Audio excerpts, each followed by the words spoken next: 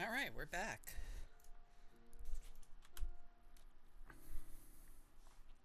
We're going to be doing a couple of trainers. We're going to get up to Relly and Ian. I have it planned, but I think I'm going to pull the Aerodactyl first and see if I can recook up a plan for it. Because I only have one more Jaboka Berry. And I want to try to save that.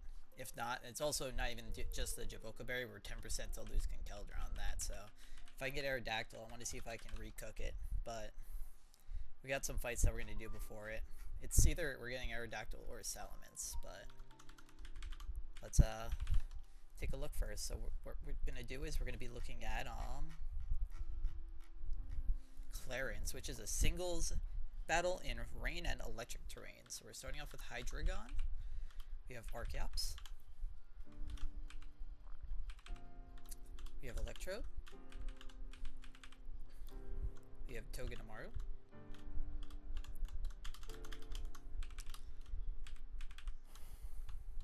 We have Beedrill. And we have Sneasler. So let's do levels first.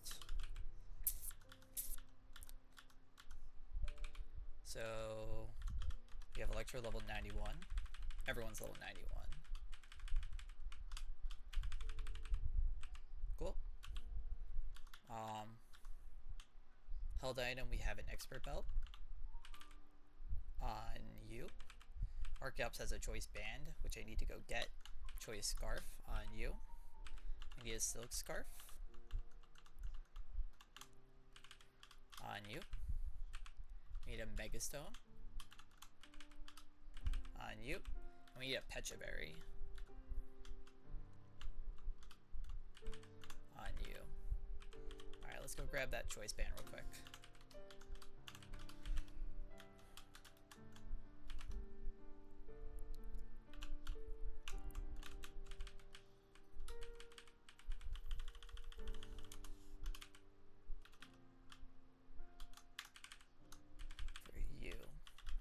Fly back.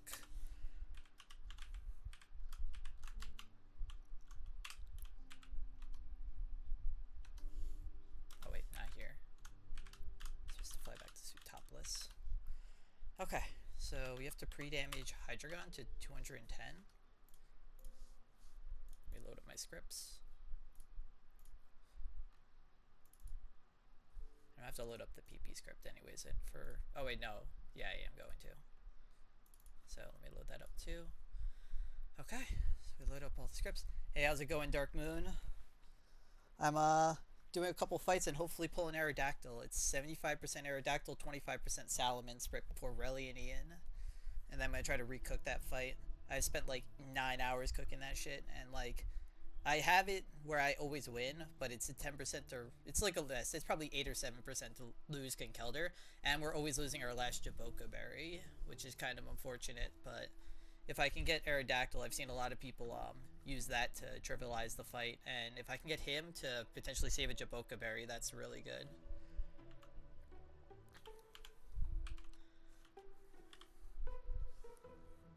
But that's not happening right now. Right now we got like 4 fights that I'm gonna run through. I need to pre-damage Hydreigon to 210 HP. And I got a pre-toxic Togedemaru. Oh, this doesn't do it, so I have to actually use the script. Pre-toxic Togedemaru, which is slot 4.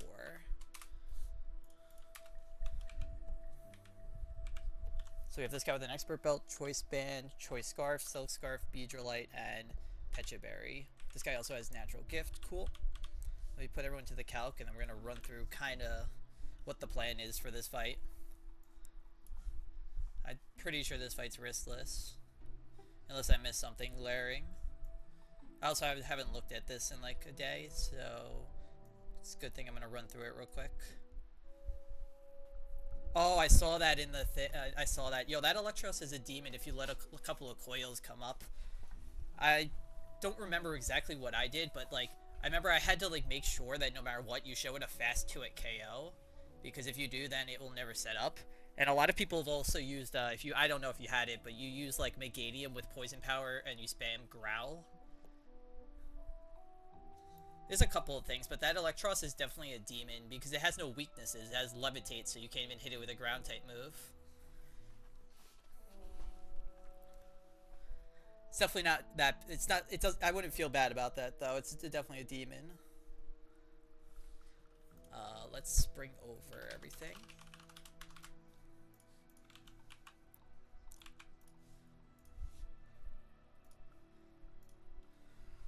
Alright, so let's look at my notes. So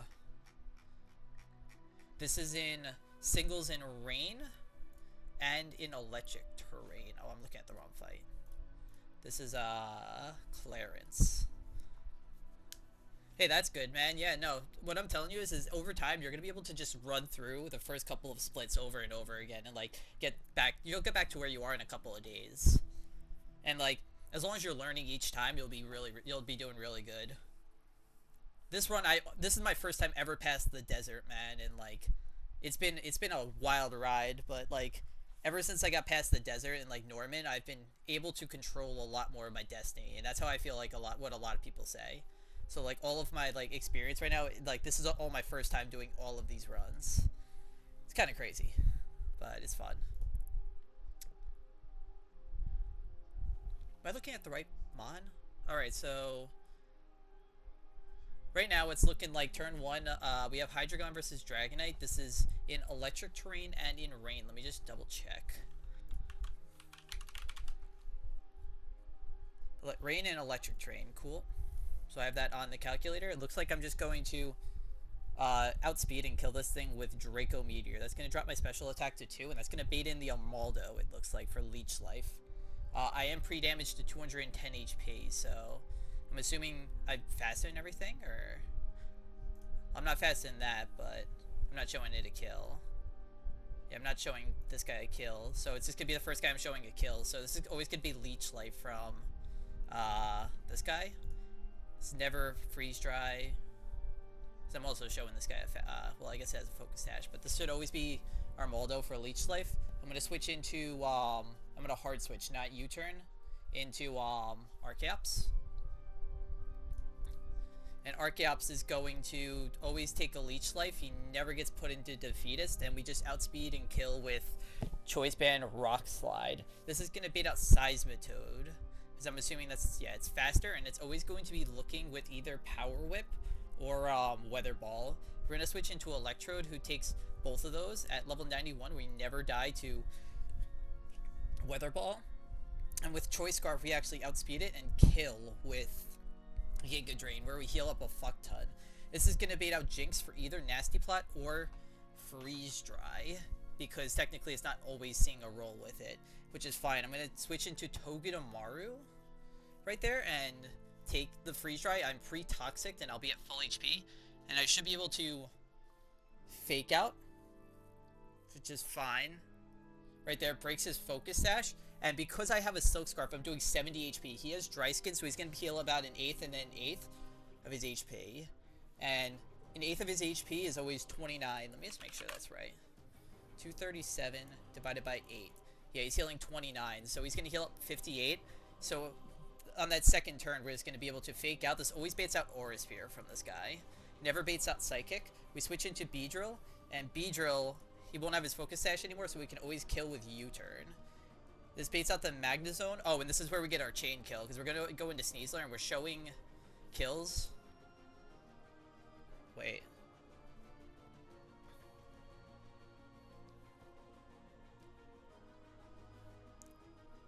Oh, a Magnezone, right. We're gonna Fake Out and close combat this thing, never, or Pocket's Sturdy and then kill it. And then also this guy, we're showing a kill with Natural Gift with Pecha Berry, so we can just kill it. Alright, I'm pretty happy with my plan. I just gotta remember to heal Togedemaru before this fight. But I'm pretty sure this is riskless, unless I miss something. Heal Togedemaru. I don't remember where the fight is, but we're gonna figure it out.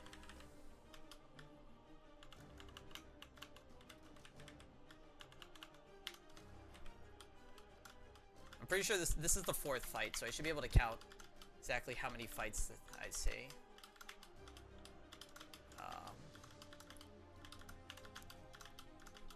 So there should be 1.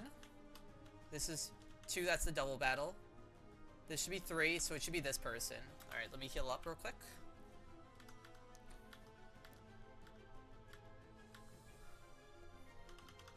Super potion, we need to heal up Togi, not heal up Hydreigon.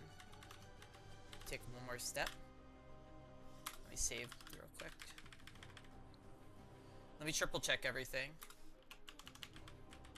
So Hydreigon 210 HP with an expert belt, level 91. Level 91 with a choice band. 91 with a choice scarf. This is pre-toxic silk scarf, level 91. Megastone and Pecha Berry. Okay, let's go full screen. Let's turn off the music and let's fucking do this. That's a little loud. Okay. Alright, cool. One more step. I just want to make sure I'm like full HP with Togi, right? Yep. Alright.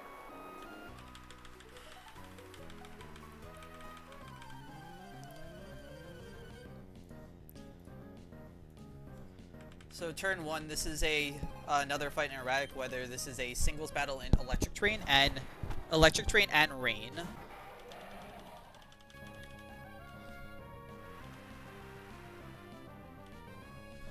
We outspeed and kill this thing with Draco Meteor. We have an expert belt on. I believe this is also for baiting purposes, but I can't remember right now. But we just outspeed and kill this thing with Draco Meteor. This should always bait out the Armaldo, because it shows a slow kill with Leech Life. We're pre-damaged to 210, such that it should always bring out the Armaldo.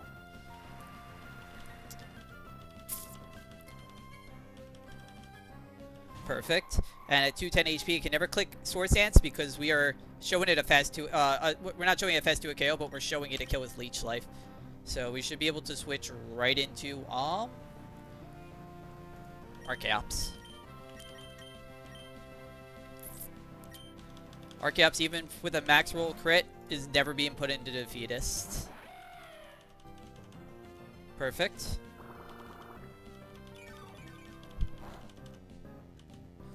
And we just outspeed and kill this thing with Rock Slide. This thing does have Swift Swim, but we are a really fast Archeops, so we actually outspeed it. In this HP range, this should always bait out Seismitoad for Weather Ball or Power Whip. I'm pretty sure it's... Let's see. It's always going to be Weather Ball. Power Whip was just in case he crit me. The only thing that outspeeds me is the Seismitoad, so it's going to come out. And we're going to switch right into Electrode.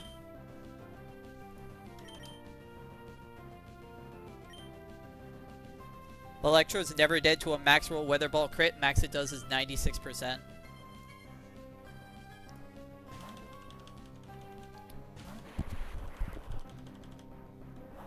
And we're going to be Giga Draining, because we want to make sure that we bait out the Jinx next.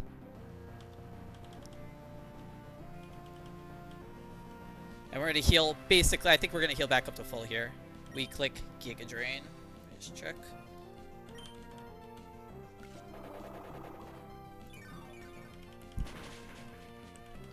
This is going to bait out Jinx. This thing could click Nasty Plot, but it's pretty much always going to click Freeze Dry. Even if it clicks Nasty Plot, I'm pretty sure we're fine.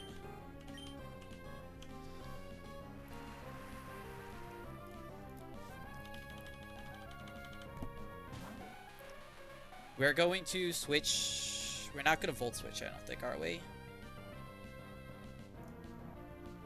No, I can't even Volt Switch. I'm choice locked. So I just have to hard switch into Togedemaru here. This guy's always clicking Freeze Dry or Nasty Plot. It's most of the time it's going to be Freeze Dry though.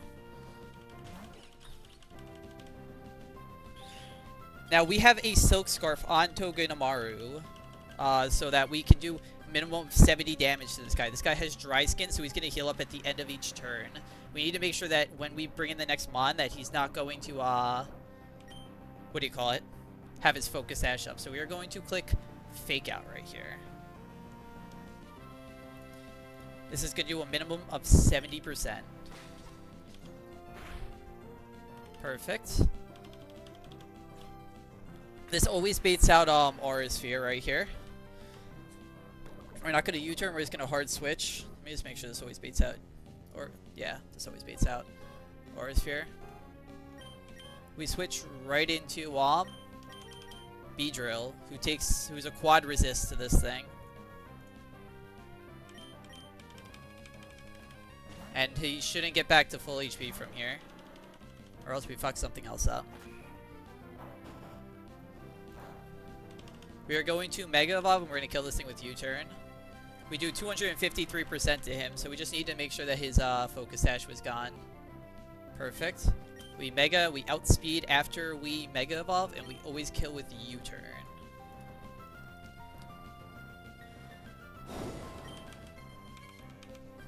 And now we're going to set up a chain kill.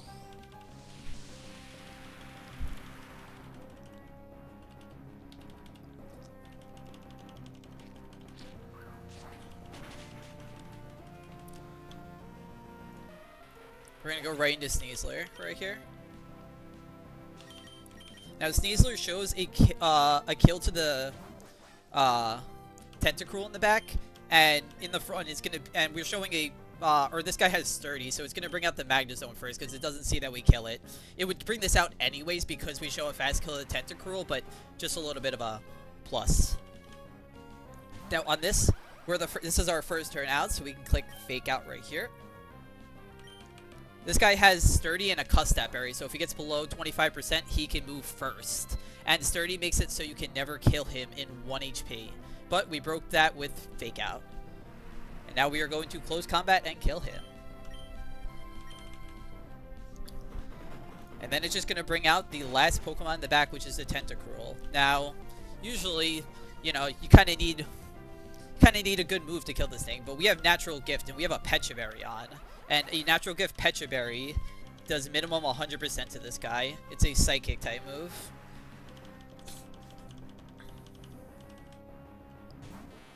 Let me just make sure we have a Pecha Berry on. Pretty sure we do. Yep.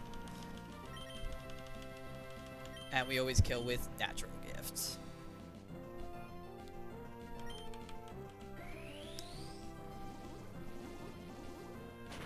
That's the first fight. Well, I guess the fourth fight of Iraq weather, but first fight of the stream. Let's go. Cool.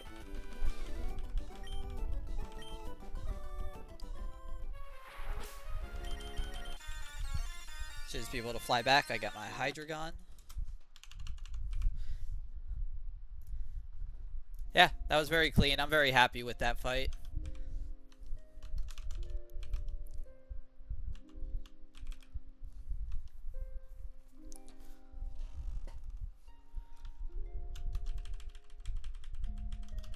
Alright, let's take off our items. Always do that. Beedrill can keep his Beedrillite. That's what I gotta start doing, because his Beedrill's never coming to a fight without Beedrillite. And if he is, I'm gonna write myself a note anyways. Alright, so let's take a look real quick at the next fight. We just beat Clarence, so next we have is Rodney. Why do I write Rodney? This is not... Huh? Oh, it is Rodney. Okay, cool. Originally on this fight, I had like a 6-mon line, and then I realized Gardevoir can't learn Thunder or Blizzard or anything.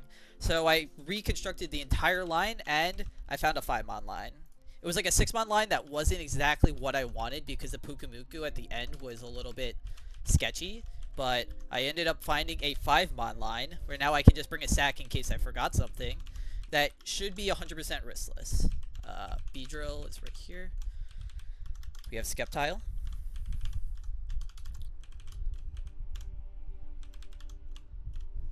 You go down here. And we have a Mungus. And then we're going to bring the deer. The deer is here just for moral support, or if I accidentally fucked up, I am sacking... Where is he? Oh, he's in his own box. Trash.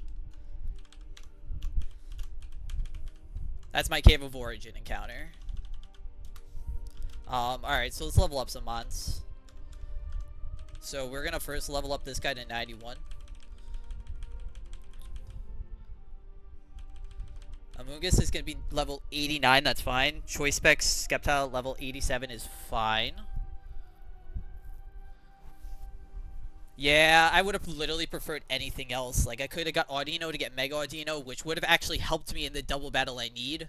I could have got, like, another fairy type. No, we got this piece of shit, man. But, you know, beggars can't be choosers. You know, you kind of, you get what you get in this game. I can't even say anything. I have Beedrill, I have Golisopod, I have Togedemaru, like, the only one of the four I'm really missing is Dragapult, and I have a couple more chances to get him. Right now, what I'm going to be doing is, right after Erratic Weather, I'm going to be maximizing my chances to pull Dragapult. So instead, I'm giving up one of my potential roamer routes in order to have a 75% chance to get Aerodactyl, which is also a dupe for Sky Pillar. And then in Sky Pillar, I'm pulling the room with Dragapult, which also has other dupes in it for Pacifilog. So I'm trying to maximize my chance of getting what do you call it, Dragapult, which is still only gonna be probably around 30 or 40% with all the other additives into it. But you know, if I don't get him, it's unfortunate, but if I get him, that can really help push me towards the end game. That's basically what it is, because if I get Pult, I'm pretty sure that's better than like 4 roamers. 4 of the roamers. Not obviously Enamorus, Latios, or Thundurus, but still. Alright, so let's put some items on. I need a choice specs. I don't have that. I need 2 choice specs, so let me go grab those real quick.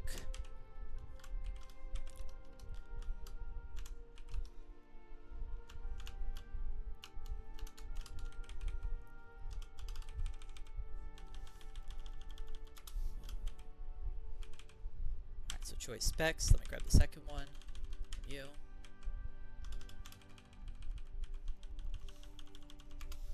Alright, so Beedrill has in Megastone. We have Sceptile with choice specs.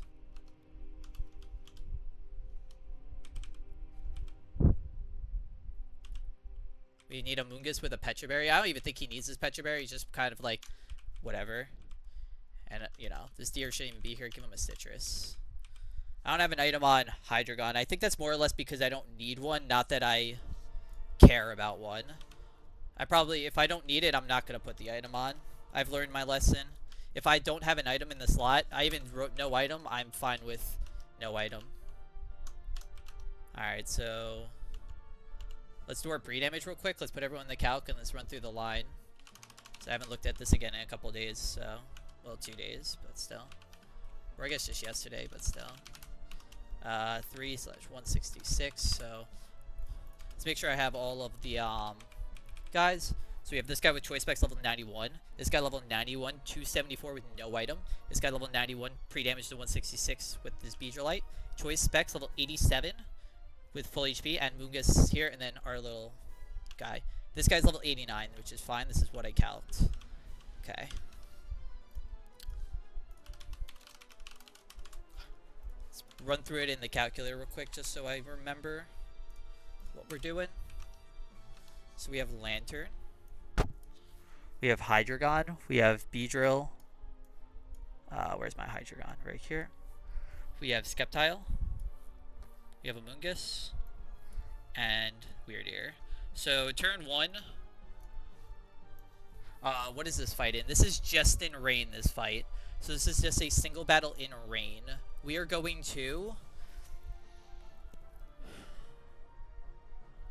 we're gonna underspeed this guy, but we're gonna take, we might take a Hydro Pump, we might not. I don't think it matters. We are just going to kill with Choice Specs Thunderbolt. This always baits out the Gourgeist, who is faster, for a kill with Power Whip or Poltergeist. I think the Poltergeist is just in case I got crit. That's why we're going no item on Hydreigon, so I can come in and no matter what, take the Poltergeist, not take any damage, and just take a Power Whip. We're going to, looks like we're going to kill with Dark Pulse. Hydreigon could be on minimum, it says 135 HP. Right, because we're pre-damaged to 274. So we're going to end somewhere between, no, it looks like 171 and 274 HP. That's if we get max roll crit with Power Whip. Right, and this should always bait out, because we're going to bring in Pult, and then he's going to always be clicking Shadow Sneak. Right. So, Hydreigon's always taking a Shadow Sneak anyways. The minimum HP I can be at is 135, and this is going to bait out Bug Buzz from Masquerain. Because what am I killing this guy with? I'm killing this guy with Dark Pulse. So I'm showing a fast kill to the Drift Blim. I guess he does have a Focus Sash. Oh, I'm never showing him a kill anyways. So it's going to bring out the Masquerade for the first slow kill. And that's going to be with Bug Buzz. And that's why we're pre-damaged to 274. I guess that's because this guy will always be clicking Shadow Sneak, right? What is Shadow Sneak's minimum range? Is 20. Oh, 237. Why am I pre-damaged to 274?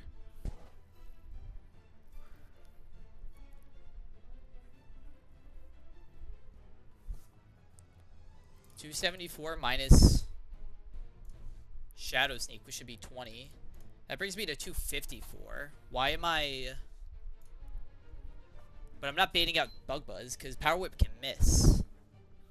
And he's not even hitting me all the time. So I said I would end between 237 and what is Power Whip Max Crit? What the fuck are my notes? Why? There's definitely a reason I did this. 168 right there. Was I calcing the wrong shit?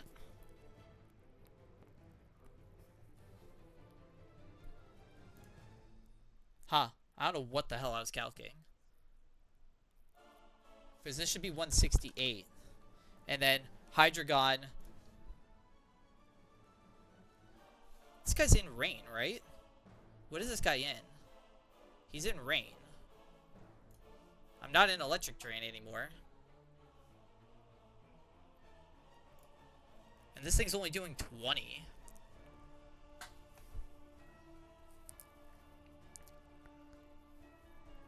So then I should do minus 20. So my minimum HP would be 148 if I was at this. But I'm not always baiting out Bug Buzz at that point. I need to be 237 plus Shadow Sneak range. Plus 20. I need to be pre-damaged to 257. Now if I'm at 257... Right here. 257 minus a maximum roll Power Whip crit brings me down from 103 to 154. And then minus 20. That brings me to 134. So I'll be at 134. Is this ever baiting out Air Slash? No, it's never baiting out Air Slash, so that's fine. I swear, where did I come up with those numbers? Unless I wasn't level 91 on Hydreigon, which could be the thing. I could have not been 91 with Hydreigon. I could have been calculating at level 89. Which would make sense. Anyways, so we always want to bait out Bug Buzz. So we do 237 plus we're always getting hit by this Shadow Sneak because we're showing it a kill. So 20, we should be always pre-damaged to 257, and then even if we get max roll crit with Power Whip, that brings us to 154, and then a max roll crit from Shadow Sneak. This is minus 36. Oh, that brings us to 118. I think that actually could be bad. No, that's actually 1 HP off, because 117 is the... Okay, that's 1 HP. We'll take that. Okay. We're never showing Air Slash. This baits out Masquerade for Bug Buzz. We're able to switch in Beedrill for free. Beedrill's pre-damage to 166, and we always take a Bug Buzz. That brings us down to 64, so it brings us down to 102. And I have between 53 and 102 HP, so this Beedrill I think I did correctly, because the max roll Bug Buzz crit, 166 minus 113 brings us to 53 HP. Okay. This always baits out a kill from Drifblim with either Weather Ball or Shadow Ball on me. Because we're faster and everything, so it's going to go the first slow kill. Right. Okay, that makes sense. And we switch it, we U-turn into Hydreigon, who at this HP, 118. Am I ever dead to anything from this guy? Minus 81. I would be down to a minimum 37 HP.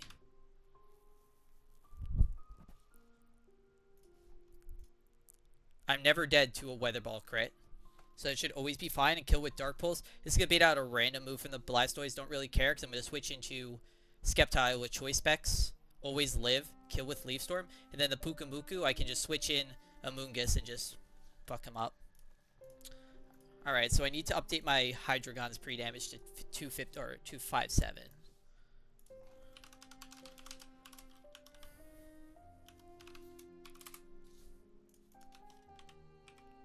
Right. So this should be riskless from what I'm checking. So choice specs level 91, no item 257, Beedrill 166, choice specs, and Pecha Berry. Okay.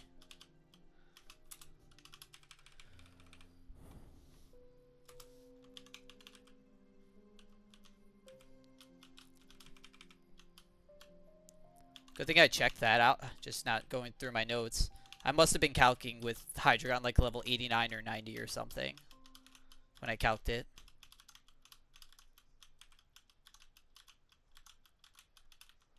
Alright, so that's 1, that's 2. This is battle 3, this is battle 4, so the next battle. Where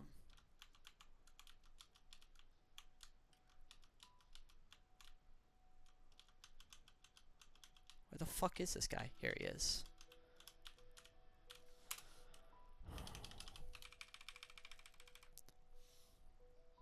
Hold on, let's check everything one more time. So this guy with choice specs, level 91. No item, 91, pre-damage to 257, 166 with a Mega Stone. Choice specs, 89, and then this guy. Alright, let's go full screen and let's fucking do this.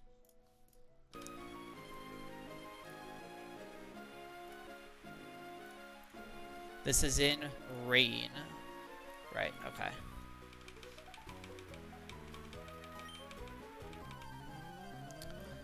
Alright, so this Mantine is a known demon. If you get Lantern, it doesn't really do much throughout the entire game. This is probably one of the only fights that this guy comes out and kind of cooks. Because with choice specs, we don't take it really any much damage for this. We're always baiting out Hydro Pump. We always kill with a choice specs Thunderbolt.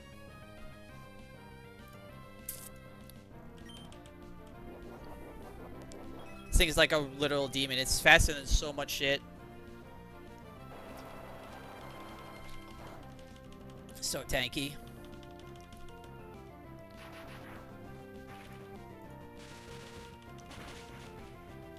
Awesome.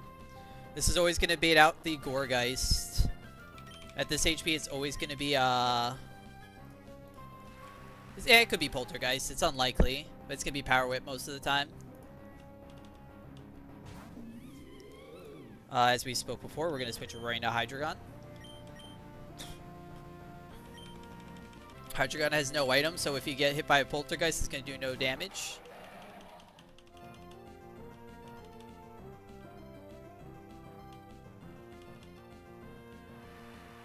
And we are going to kill this thing with Dark Pulse.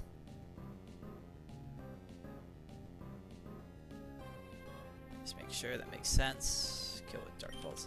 Should always be Shadow Sneak. Damn, that was a minimum roll. Alright, this should bring out Masquerain for Bug Buzz at 237 HP exactly. Always baits a kill with Bug Buzz.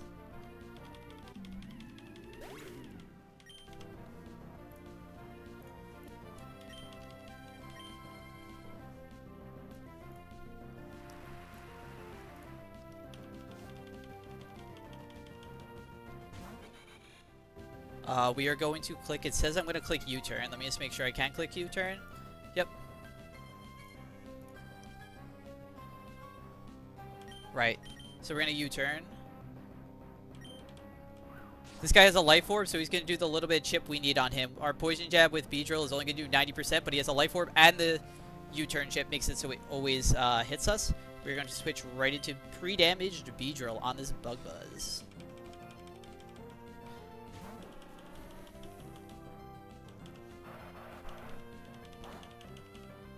Perfect. I don't think that matters. It doesn't matter. Because we're just trying to show any kill to Drifblim, and at 101 HP, that's always perfect.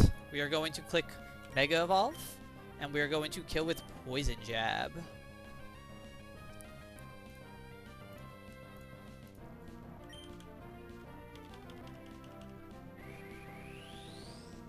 We're slower, but now we're faster because we Mega Evolved. This always kills because of the Life Orb chip and the little U-turn chip. This is going to bait out the Drift Blim. This Drift Blim has Thunder Wave and it has Explosion, but it will not click those over a kill. It'll only click Explosion if it's below 10% HP and it's not showing a fast kill. And Thunder Wave, I think, is +7 if you're slower, which it is. But Weather Ball and Shadow Ball are both showing slow kills, so it is going to click both of those. We are going to U-turn this guy. This guy has a focus sash as well. We need to break that focus sash so we kill it or hit it with U-turn. U-turn can never kill this guy. This guy also has Aftermath. That's why I'm making sure it doesn't kill. Yep. And switch right into Hydreigon.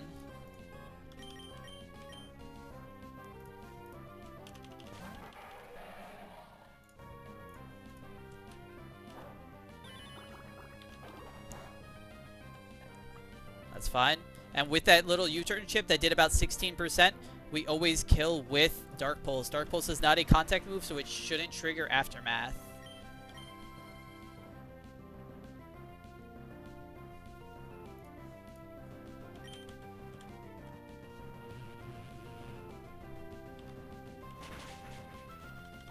Perfect. This should be baiting out a random move from the Blastoise.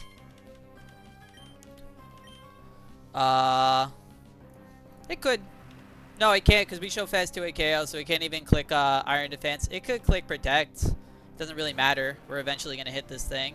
We are going to U-turn right here. We're going to go right into Sceptile, who takes any hit from this guy.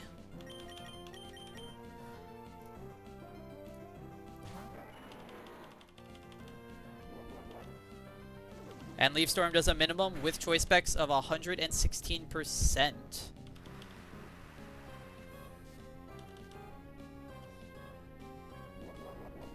This guy's leftovers and Rain Dish doesn't matter. We didn't really need the U-turn, but there's no reason not to. Just always kill with Leaf Storm.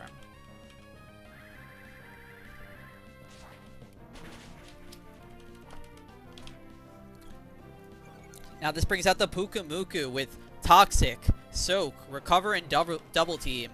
And it has Innards out, so if you kill it with whatever damage you kill it with, it will spit back to you on that turn. The way to get around that is you kill it with Toxic. And so what we're going to do is this guy's going to be clicking either Toxic, Soak, or Double Team right now. We're going to switch right into a Moongus. If he clicks Toxic, or if he clicks Soak, we have a Pecha Berry, so we can't get Toxic. That's fine. And because we're a Poison type, Toxic can never miss. It bypasses the accuracy check. So we just go and click Toxic.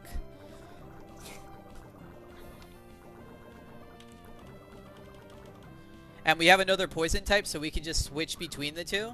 Or just stay in, doesn't really matter.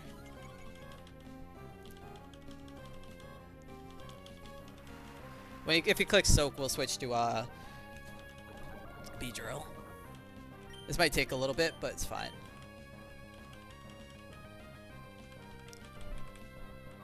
Alright, he really wants to make it so I can't hit him.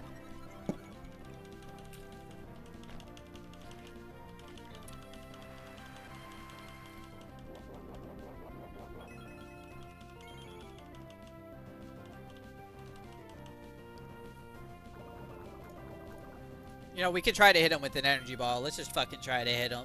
We never kill him. We missed anyways. Who cares? Alright, that's fine. Now we can't click energy ball.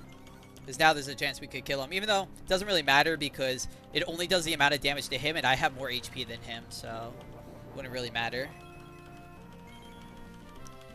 But eventually we're going to kill him.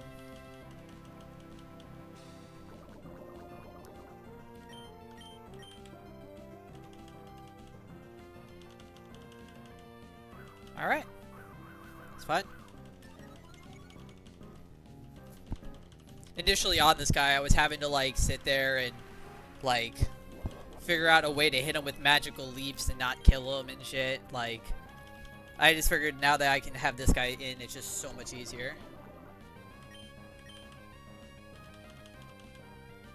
This Toxic eventually is going to kill him.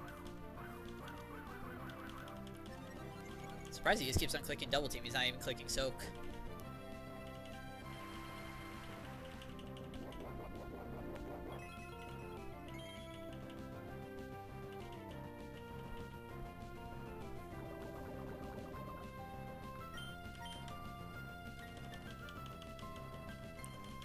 Alright, this should kill him maybe? Alright, now there's the soak.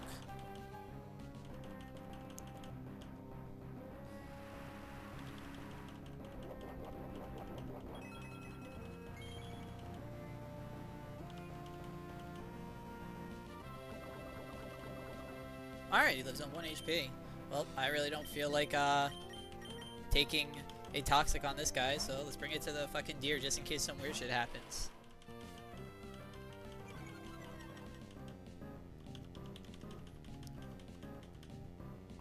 That's fine. You get toxic, buddy. I don't want to waste the Petra Berry. Alright, that's Erratic Weather Fight 2.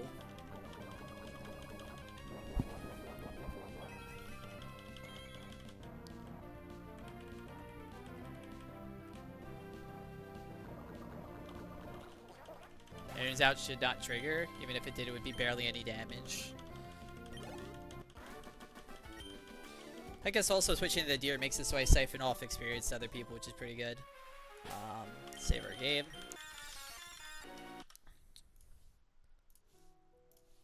So we're halfway through Erratic Weather. There's 10 fights total. We are 5 down. I'm gonna be doing 2 more, even though am I gonna do 2 or 3 more? I forget how many I'm gonna do. I'm doing that fight, I'm doing that fight. I'm doing 3 more. So I am not doing 4, I'm doing 5 total. Alright.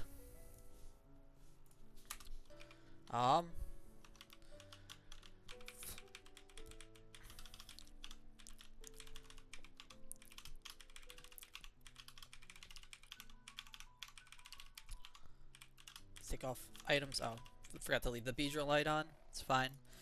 Next is Katie. This fight can get very awkward. I think I prepped for most of the awkwardness, but if we get really unlucky, I'm gonna have to, like, think about this fight.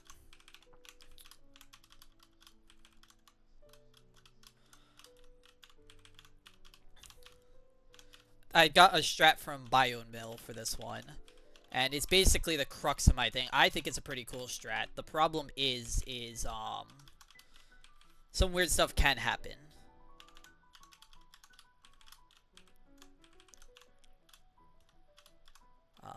Guess and Basque Legion.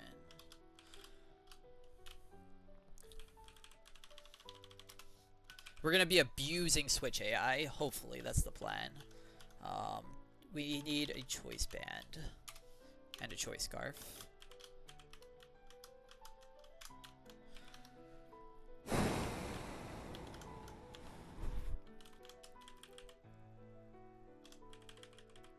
Alright, so choice band, let's put on Barrascuda. We need choice scarf. Yo, how's it going? Doing some erratic weather fights right now. This is fight number 6, and this is fight number 3 of the stream. 6 for erratic weather. We're planning on doing 6, 7, and 8.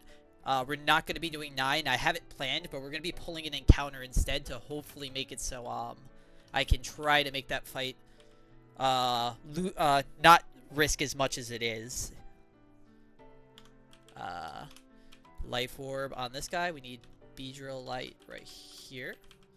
Togedemaru needs a Citrus Berry. And Mystic Water.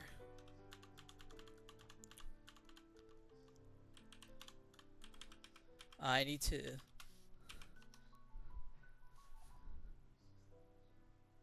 I think I'm doing pretty good, man. I'm hopefully gonna get through erratic weather in the next couple of days, and then I'll be up to Sutopolis Gym. So we have... I keep on saying about 4.5 more sections. It's basically 4, because we have half erratic weather. We have Sutopolis, we have Victory Road, we have the optionals for like Focus Sash and shit like that, and then we have E4, so getting there. This game has been a lot of fucking time. It's really long. We need to make sure we're all leveled up correctly. So Gardevoir needs to be 91. I have a note to make sure to level up. Same with this guy. Alright, let's look at my items and everything. Or actually, I'm going to go to Sootopolis real quick and pre-damage everybody. Get all the statuses. Alright, so... let me pre-damage Gardevoir. So 141 HP. We're going to pre-damage no one else. We're going to pre-burn Hydreigon.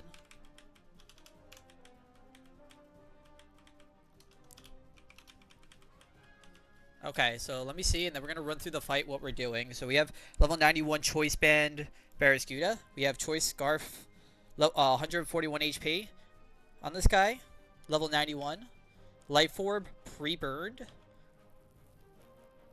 I got a decent run going now, and I got past CRR, and yo, let's go, dude. Yo, what I'm telling you is the game changes after the 4th gym. Up until the 4th, like up until the 4th gym, there's so much shit that can happen, and you can get really unlucky because that's just how the game's designed. But if you can get past Norman with very minimal, like, loss, I'm telling you, the game changes, and the whole aspect of the game gets changed from there, and it gets significantly better, in my opinion. So good shit getting past through CRR. What's your starter?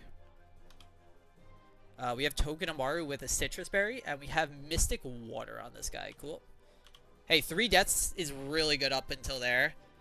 Like, I'm telling you right now, if you get past Norman with, like, Turtle, okay, that's the good early game mon, but Turtle, no matter what, is really good for so many fights. He makes a lot of stuff a lot more consistent, and if you have the tools around you, Turtle is really good.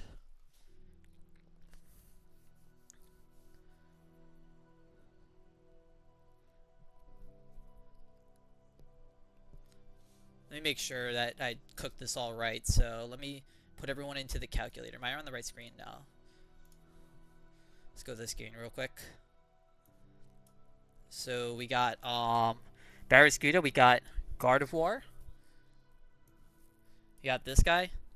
Yeah, you'll get to see on this stream, you know, just a couple of erratic weather fights that it's basically like you're just trying to find the most riskless line for a lot of this stuff.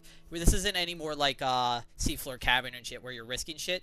Like, you can risk shit, but usually you can find a riskless-ish line. This fight is Katie. This should be in just rain. Correct, that's what I calced. Okay, so turn 1. We have Barraskewda out. This is always going to bait out Dragon Pulse. We're just going to flip turn on this guy. We're faster in the rain to Gardevoir. Now, I didn't bring over my things. Alright, so this guy should have a choice band. We're going to flip turn on this guy into Gardevoir. Now, Gardevoir looks like he's slower, but I have the trace ability, so I'm actually going to trace the Swift Swim and be faster with Moonblast afterwards and kill this Kingdra. I needed a Choice Scarf because otherwise I'm actually not faster than this guy. It's kind of crazy that I need to take this guy's Swift Swim and then I need a Choice Scarf, but I'm faster at that point. And we kill with Moonblast after the flip turn chip. We should be taking no damage, but we are pre-damaged to 141 HP. We're faster than everything in the back, so it's going to show the first thing that shows a slow kill, which is going to be this Rotom Mow. Now, we're pre-damaged to 141, so... and we killed with Moonblast, so we're showing a fast 2 KO to this thing, so it's always clicking Leaf Storm here. We are going to switch to... oh, I guess it could also be Thunder. It could also be Thunder, right. Because there's overlapping rolls. There's like one little overlapping roll, so it could be Thunder. But we're going to switch into Hydreigon, who is pre-burned to take into account the Thunder paralysis that is such a low chance anyways.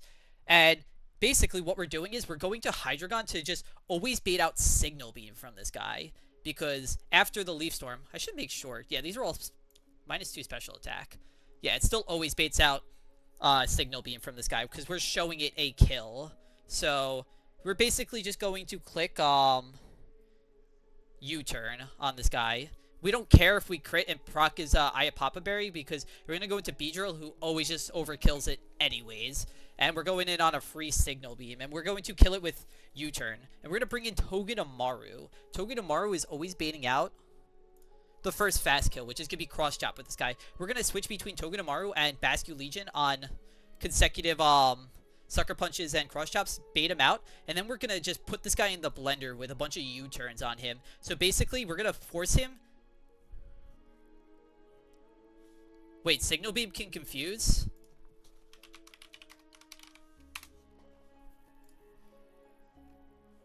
Oh, fuck. Well, thank you for telling me that. I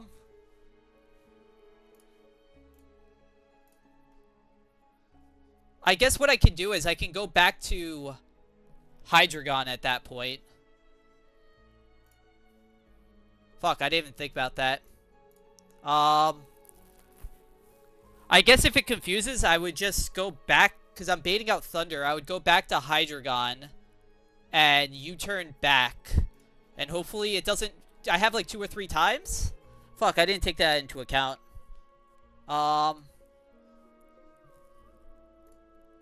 It should be fine, because I should be able to go back into Hydreigon.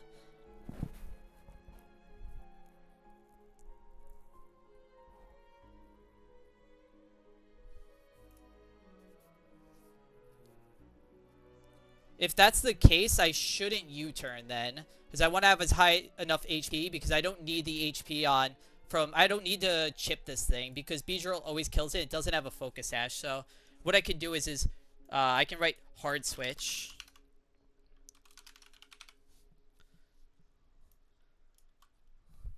Right. Alright, that can get a little bit awkward. That's actually a good idea, because then I'm going to hard switch so I don't take that chip, because then I can just go in on Beedrill. Hopefully I don't get Signal Beam confused 3 times. Fuck, I didn't even think about that. Is there a way I can just bait out Leaf Storm? And also, this guy's going to be -2 special attack, so hopefully I should get even more.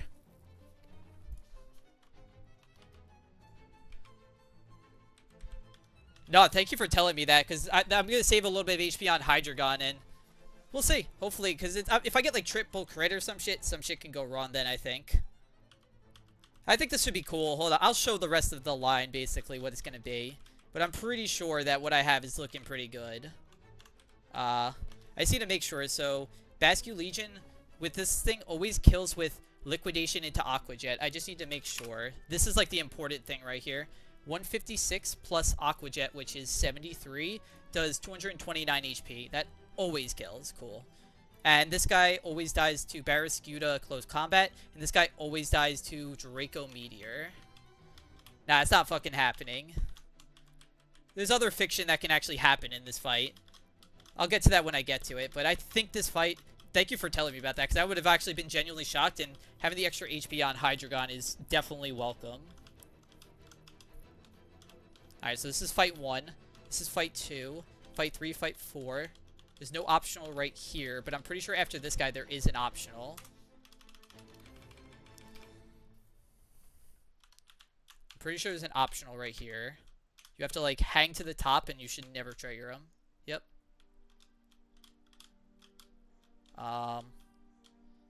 So this is Katie right here.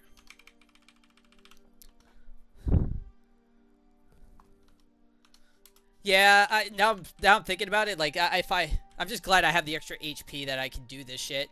So I'm pretty happy with it.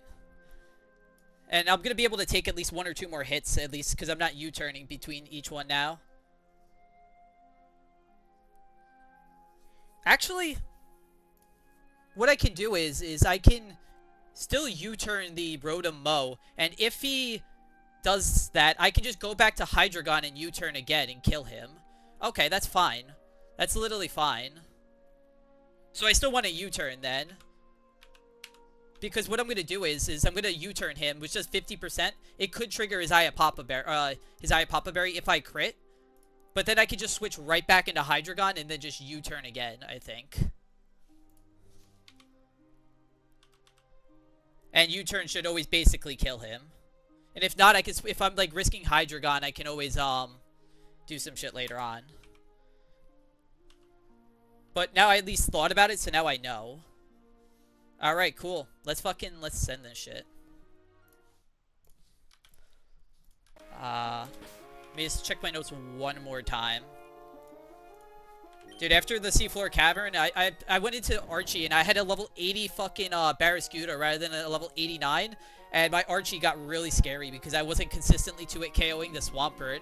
So I have to triple check fucking everything now. I managed to steer out of it, but it was scary as hell. Yeah, it was definitely fucked up because it was so dumb. I'm like looking at my notes. I'm like, yo, it says I'm supposed to be at a certain HP range, and it was higher than my HP. And then I looked and I was like, fuck. It still pisses me off I missed that, but we're good. All right. So this is Swimmer Katie right here. This is a single battle in rain, another erratic weather fight. They're leading out with a Swift Swim Kindra, so we're leading out with our own Swift Swim Mon. This guy only has attacking moves, so he's always going to be clicking Dragon Pulse. We are going to always be clicking Flip Turn right here, and just getting a little bit of chip. We just need a little bit of chip on this thing.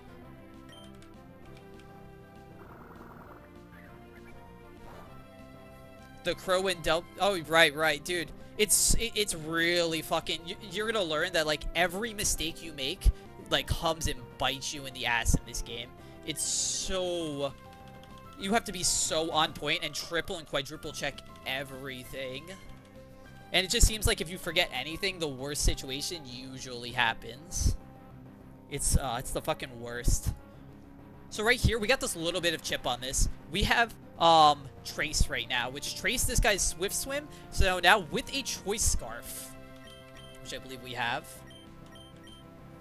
we are actually faster than this Kingdra. And because of that, we can kill with Moonblast. We needed a little bit of chip because Moonblast with no damaging items is 95%, so that's why we had to start with Barraskewda. Barraskewda is also going to be used later. Now, we actually outspeed everything in the back, so the cool part about this line is now I can pick who I want to come out next, which is going to be this Rotom Mow, because I'm pre-damaged to 141 HP. That's why it's really cool. If I changed my HP, I could have bait out anyone, but I wanted to bait out this Rotom Mow first because of what we're doing later on. Rotom Mow is second in the party order. We want the Toxicroak consistently baiting out, which is third.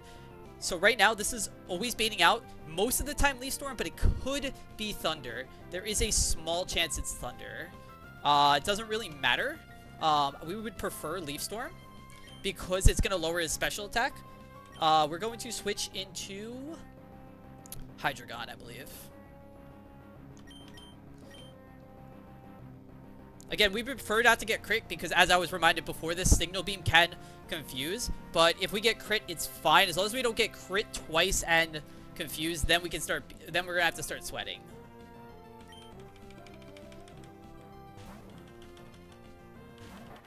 Let's see Leaf Storm.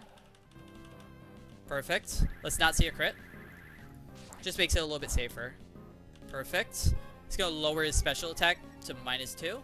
This is still always beating out Signal Beam from this guy. We are going to be clicking U-turn. We hope this doesn't crit either. We hope we don't crit him. If he crits us, that is fine. Why did we do so little damage? Oh, because we're burned. I forgot about that. Oops. I probably should have gotten Toxic now that I think about it, but it's fine. We are going to switch into B. Let's not get Signal Beam confused.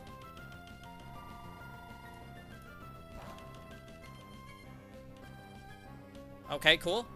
Fiction averted. We are slower, but after we Mega Evolve, we actually become faster, and we can kill this guy with U-turn.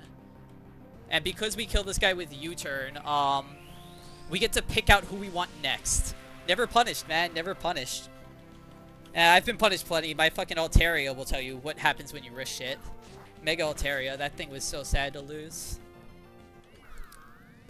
So right now, because we killed Kingdra, who was first in party order, and Rotom, who's in second in party order, we're going to bring out our Togedemaru, who is going to be showing this Toxicroak a kill with Cross Chop. It's a fast KO on this guy. And we need this Toxicroak because we are going to abuse the fuck out of this Toxicroak.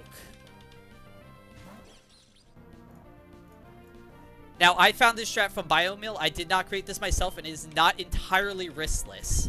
But it's a lot of fiction here. This is some pretty cool tech of, like, understanding the AI right here. So, first off, this guy has 8 Gunk Shot PP, 5 Cross Chop PP, 5 Sucker Punch, and 20 Sword Stance. Right now, it's always clicking Cross Chop. We're going to... First, we're going to switch between Basque Legion and Togedemaru 5 times each to get rid of all the Cross Chops and Sucker Punches. Right now, Cross Chop is showing a fast kill on Togedemaru, so it's always clicking that. And then Basque Legion is showing a slow kill on this Toxic Croak. So he's going to pick his highest damaging move, which is Sucker Punch.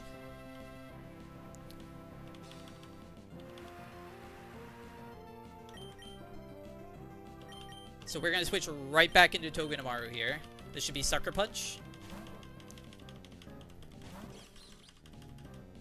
Perfect. And we're going to do this 4 more times. Now, Sucker Punch usually can't be clicked twice in a row, but good thing we're showing out, we're showing this guy Cross Chop, right, Cross Chop kill. So we can switch here. And very important, we're not showing him a fast kill. We're also slower with Togedemaru, but yeah. So that's 2 Cross Chops.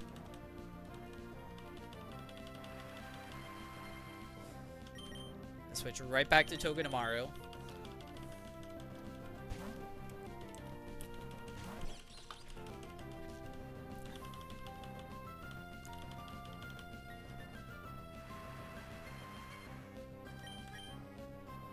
I'm going to switch right into Basque Legion.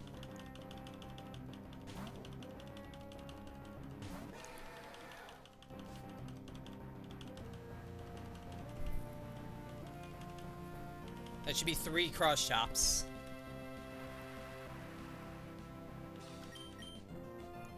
This is going to be the 3rd Sucker right here.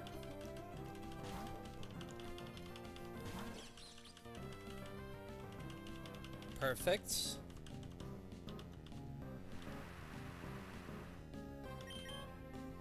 Got 2 more switches back and forth. Should be Cross Chop number 4.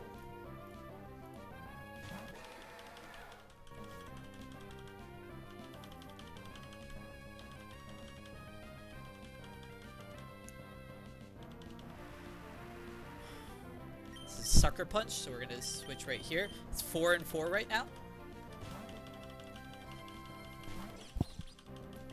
We have to do this 1 more time.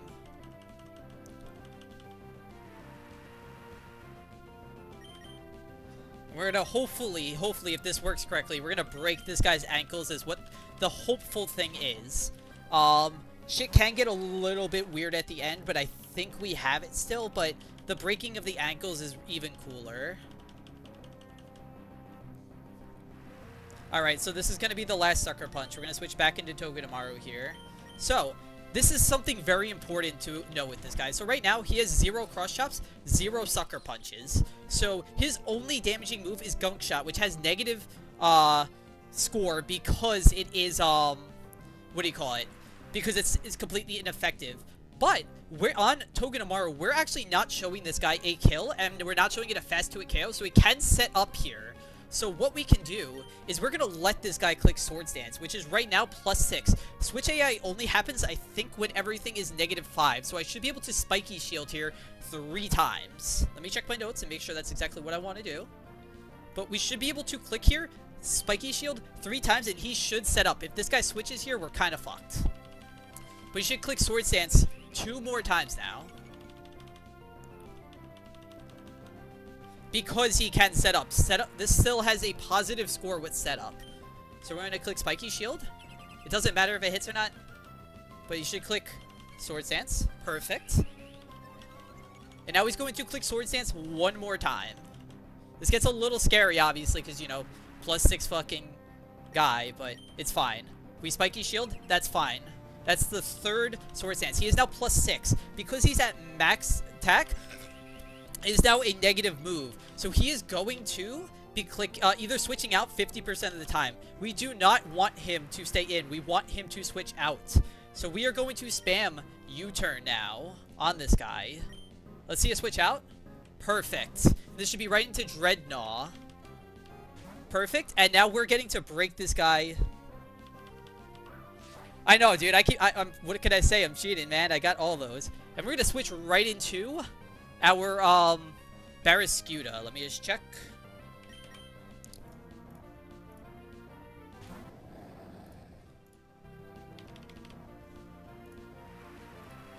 And we are going to kill this thing with close combat. I believe so. This kills with CC. Yep. We outspeed and kill this thing because we're a swift swim. Now, we actually show a kill to the Durant in the back, so it's never going to bring out the Durant. We're showing a fast kill with it. Even though we're choice locked, it doesn't see that we're choice locked. We show a kill with liquidation. We show outspeed and out damage to the Gudra in the back. So this is always going to bait out Toxicroak because he sees a slow kill on my Barraskewda. So he's coming right back out and he's always clicking Gunk Shot.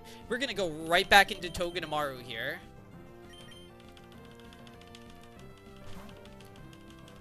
Now this guy's going to click Gunk Shot. He has 7 more. It's actually important to keep track of Gunk Shot PP. So it's his first move, so he has 7 more of those Gunk Shots. And he has 17 more Sword Stances. This guy is going to do the same thing. It thinks that it can set up still. So it is just going to set up. It should be clicking Sword Stance 3 more times. It should not switch out.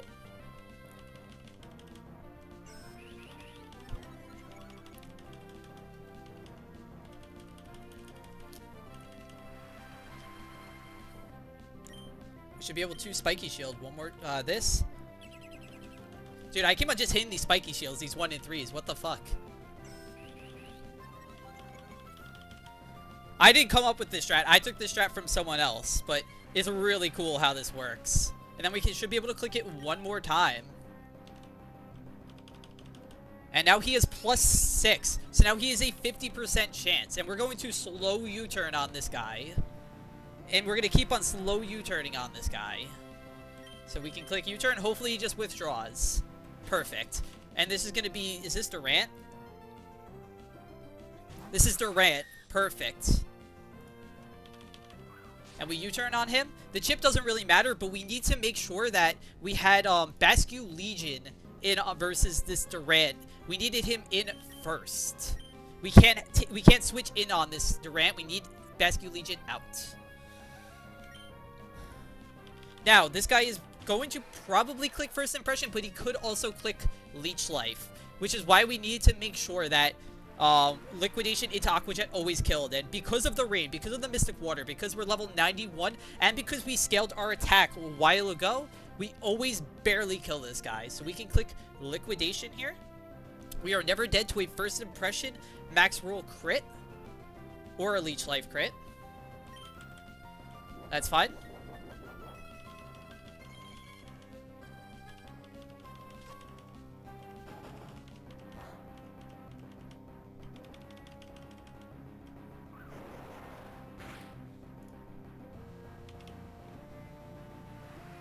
And we should always kill this guy with Aqua Jet. And now, for the 3rd time... Yeah, that was a bug gem, dude. I mean, the Liquidation did a fuck ton too. For the 3rd time this fight, this Toxicroak is coming back out. Because it sees a fast kill on Basque Legion. And we can switch right back into Togedemaru. This is going to be Gunk Shot.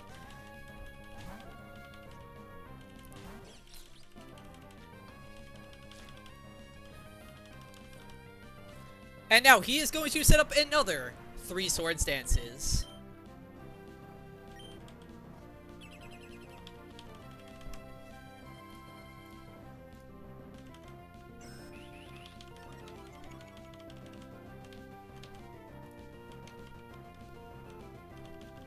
So that's 1 right there.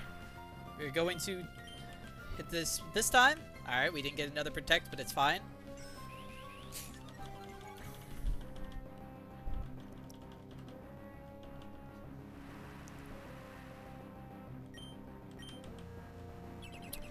Alright, so he is now going to be +6, and again, for the 3rd time this fight, we can just click, let me just see, we're just gonna spam U-turn. Alright, that's fine.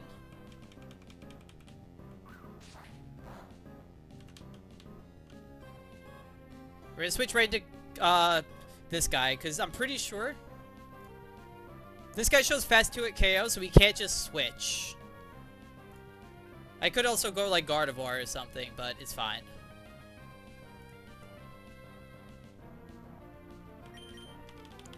So he should be able to switch here. Well, also because he has Gunk Shot, so he's always clicking Gunk Shot here.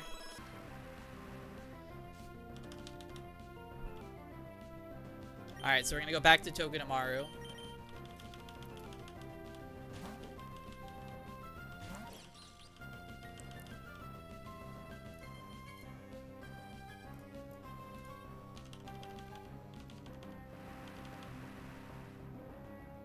And we should just be able to click U-turn here. Alright, and now for the 3rd time this fight, we are going to be U-turning and bringing in a different Mon that wasn't intentionally supposed to be here. And we're going to bring in Hydreigon. And Hydreigon has a Life Orb and always outspeeds and kills this thing with Draco Meteor.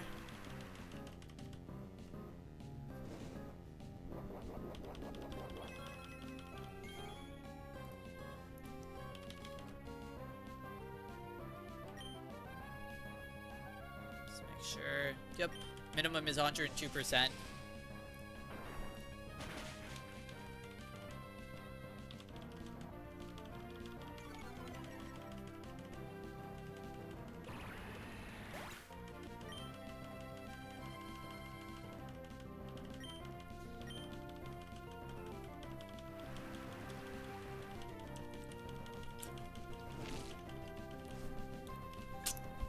Alright, so this guy has how many more Gunk Shots? He has 4 more Gunk Shots and 11 more Sword Stances, so we can just switch right back to Togedemaru. Basically, we're just going to stall this guy out of Gunk Shot, switch to Basculegion, and just Oko him. So he has 3 more Gunk Shots. He's going to click Sword Stance here.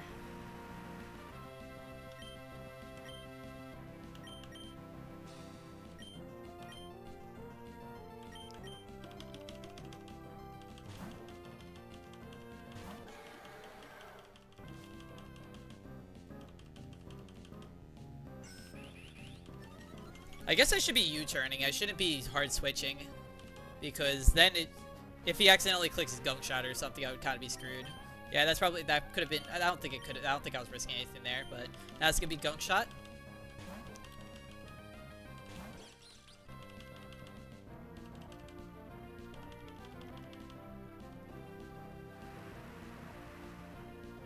We're going to U-turn on this guy. He has 9 more Sword Stances and Gunk Shot right there. He should be at +4 right now.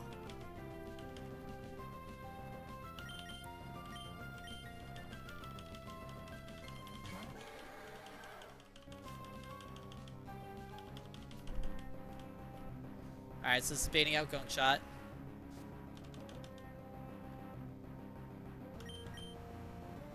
Switch right back into Togedemaru.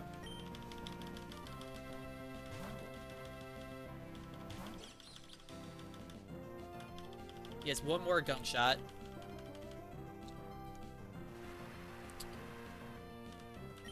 We're going to click U-turn. Alright, that's fine. He's +6 now.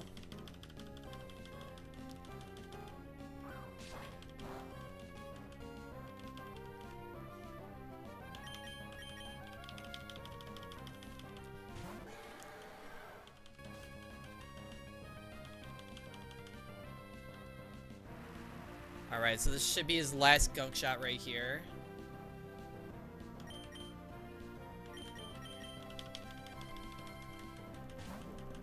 And now he can't switch out because there are no more Mons to switch out to. That's his last Gunk Shot. So now he's gonna just spam Sword Stance, but we can just U-turn this guy back into Basculegion, and we can kill him with a Psychic Fangs.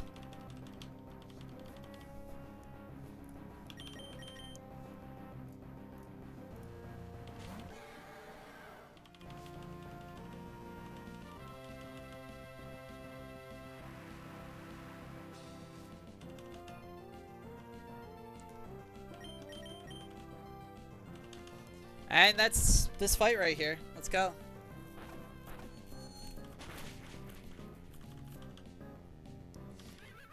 Yeah, I'm not gonna lie, it's pretty satisfying seeing this guy get his ankles broken and abusing that Mon.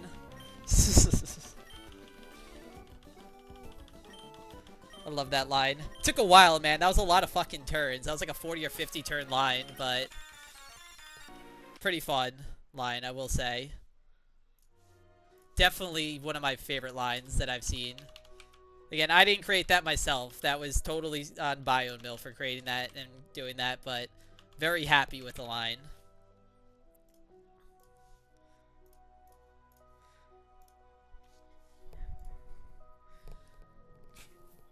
Alright, so next we have Zapator. This is going to be in the sun, no longer in the rain.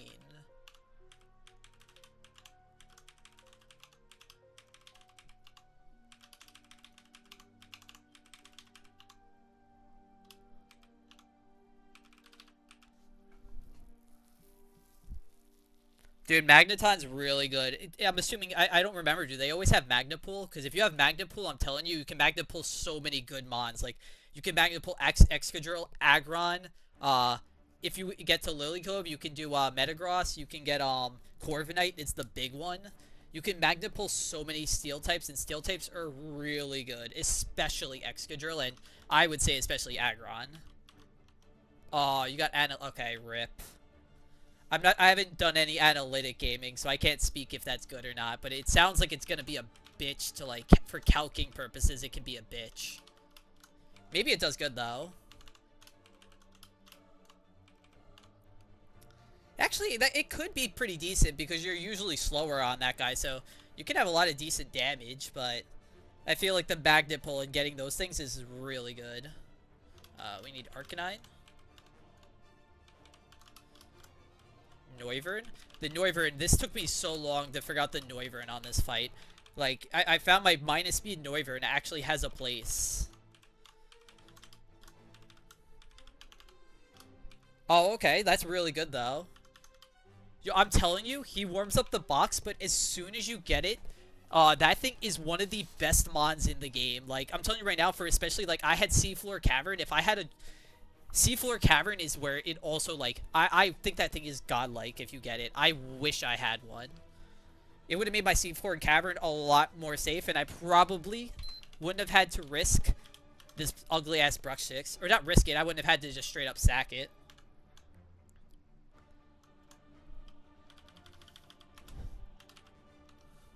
Nah, but I'm telling you that it's gonna definitely be worth it.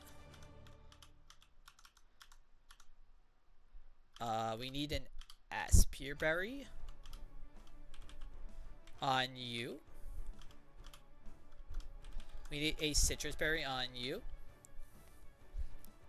No, Bruxish is terrible. I was happy to let that thing go. Trust me. It put a smile on my face when I got to sack that thing. Bruxish is terrible. We need a Choice Scarf on you. We need Citrus Berries. Where are they? Citrus Berry on you. And Beedrillite.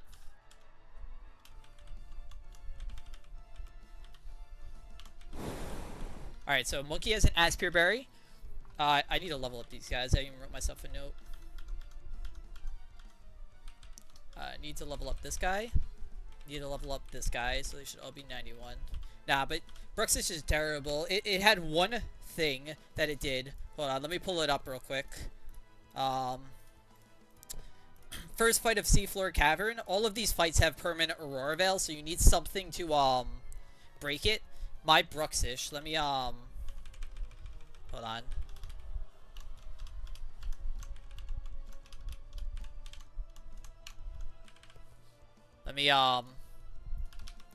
Let me bring it back into the calc real quick.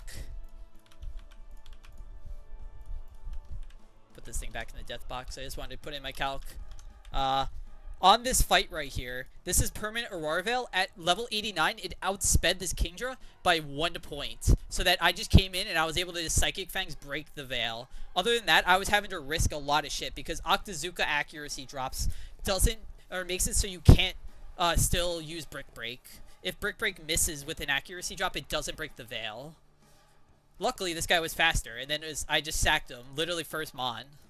Oh, it felt great. He had a purpose, and I think I got more use out of that Bruxus than most people do. And it was also modest, by the way. Yeah, let's go look at this guy's fucking stats. Hold on. I got a modest 7 attack. Like, this is the guy I sacked right there. I couldn't be happier. This guy right here did it. Modest fucking Bruxus. Just so you know, this was 50-50 between this or a Barraskewda at that point. So instead I had to roll, it did, because I got this dupe, I did end up always getting my guaranteed Barraskewda, which is nice, but it was 50-50 that or Barraskewda, and I got that stupid shit. But then I got my Barraskewda, and this is not natty. I had to scale both HP and attack on this thing. He had 2 attack, and he had 2, HP. I had to scale these for Archie, which, I told you that I fucked up on because I forgot to level him up. So these scales were completely useless because I didn't level him up anyways. It was supposed to make it a riskless Archie at the end with 1 sack on cast form. Didn't happen. I had to risk so much shit because I've had this guy level 80.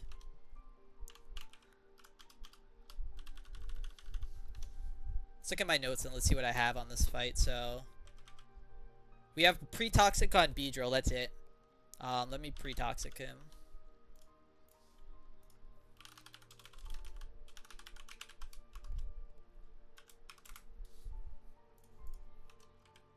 Alright, so we have Infernape level 91 with an Aspirary, Aggron level 91 with a Citrus, Arcanine level 91 with the Choice Scarf, this guy with a Citrus Berry level 91, Citrus Berry on this guy, and pre-toxic Beedrill. It's a little weird because he's a poison type. But it's technically legal because you can find a Salazzle and it can toxic you. Alright, so let's run through the fight real quick. Hopefully there's no more Signal Beam shenanigans that I would have missed. This guy. Hydreigon. What?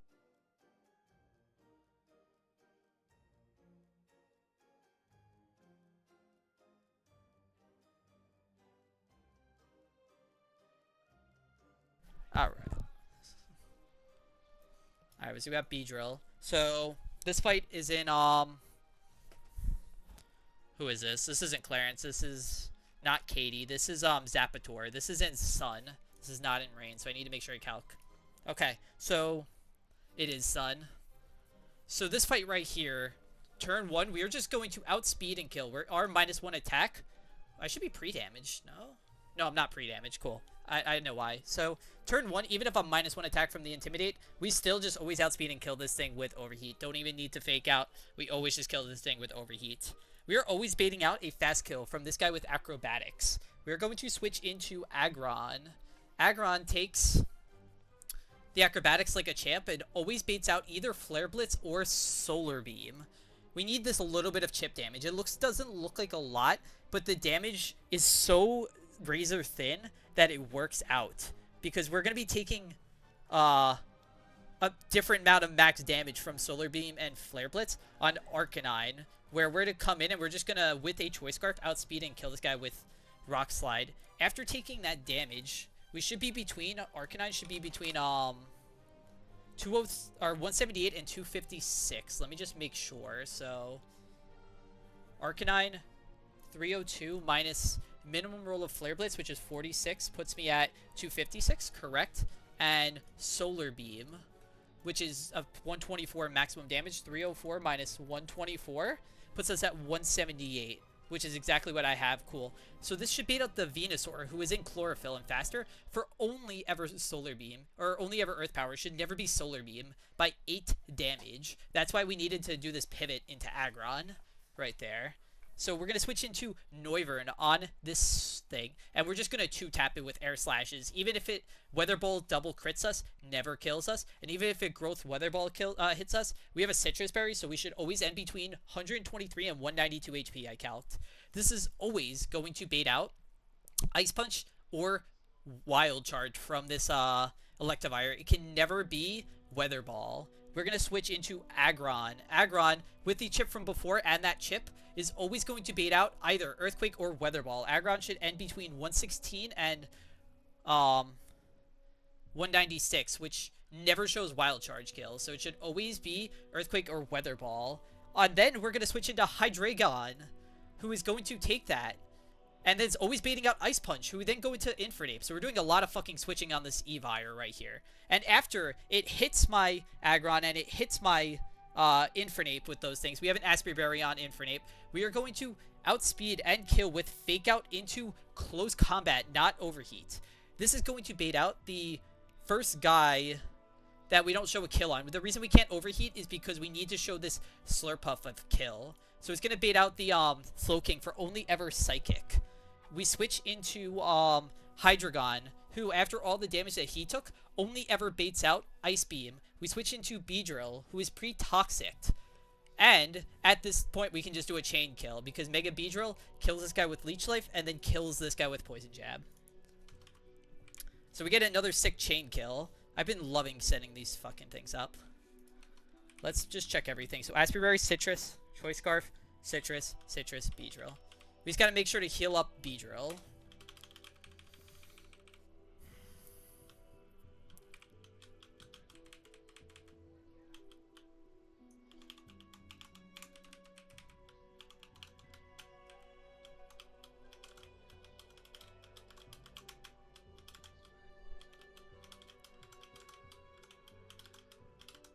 Alright.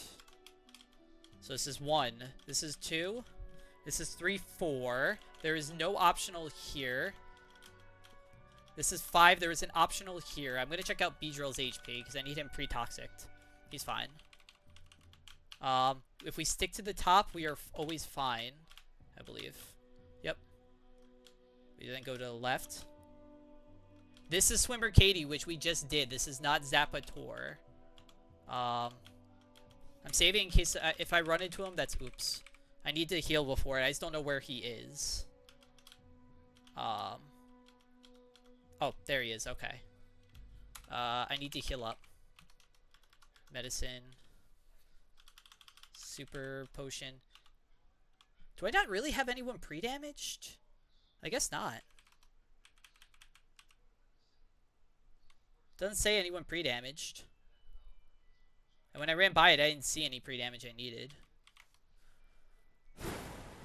So let me just save and let me just double check everything real quick with my notes one more time. Am I showing the right screen? Yeah. So we have Infernape, level 91 with an Aspie Berry. Citrus Berry on this guy. Level 91. 91 with Choice Scarf. Citrus Berry, all level 91. And Beedrill pre-toxic.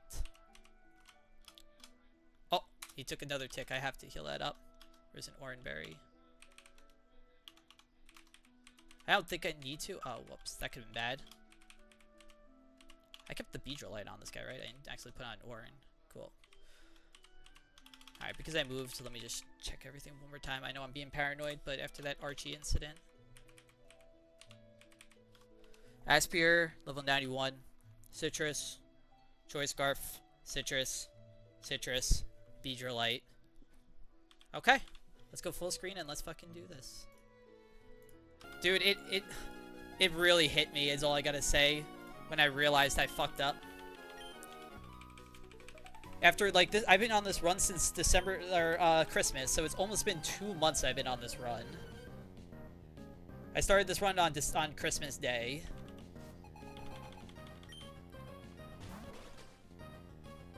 Alright, so turn 1. We are just going to outspeed and kill this thing with Overheat. We could use Fake Out, really no point, though. We don't get the classic Fake Out into Overheat, but it's fine.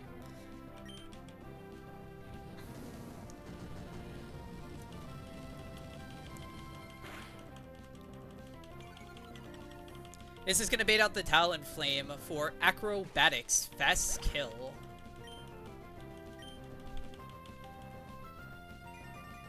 We are going to pivot into Aggron right here. And Aggron's going to end between 203 and 218 HP. It's just important to keep it in mind, not for now, but for later, the Evire. I'm pretty sure I checked it all, but just in case.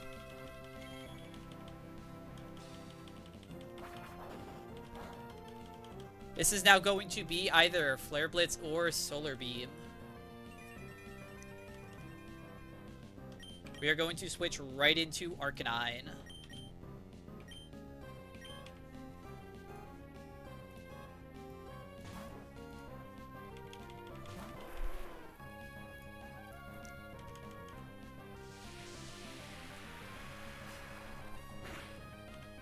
Perfect. And we have a Choice Scarf, so we outspeed and kill this thing with Rock Slide.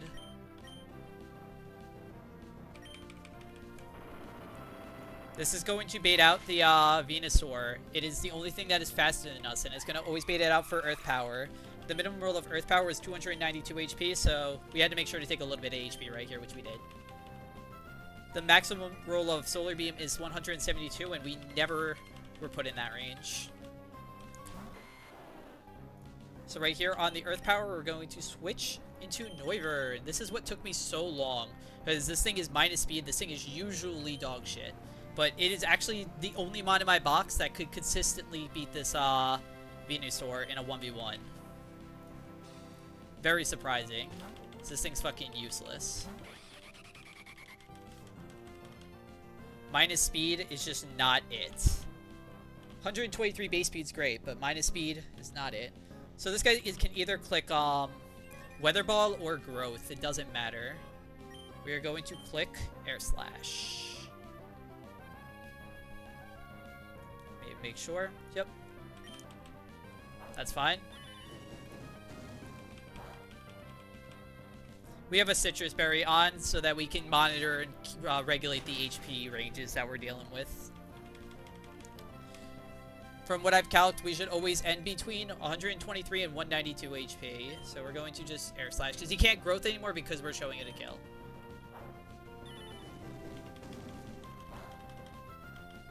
$138, that is fine. This always baits out the Electivire. Now this is where the minus speed actually comes in handy. The Evire sees a fast kill with only either Ice Punch or Wild Charge. So we got to do a little bit of pivoting because this guy's coverage is insane. It has Wild Charge, Earthquake, Ice Punch, and a Fire Weather Ball in the sun. Like, this thing is a fucking monster. So trying to get it to click what you want is always such a challenge. So we're going to switch into Aggron on either Ice Punch or Wild Charge. Aggron takes these both pretty well. We have a Citrus Berry on as well. This is never Weather Ball though. Perfect. Now, this is baiting either Earthquake or Weather Ball. This never baits out Wild Charge right here. We don't care if we got frozen. It doesn't matter. We are going to always be baiting out Earthquake or Weather Ball. We are going to switch into Hydreigon. Right here. Let me just make sure this is that.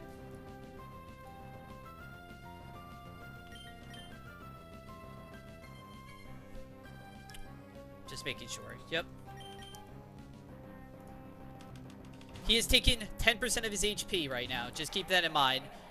I don't even count this turn, even if he hits us. Yep, because he doesn't always hit us right here.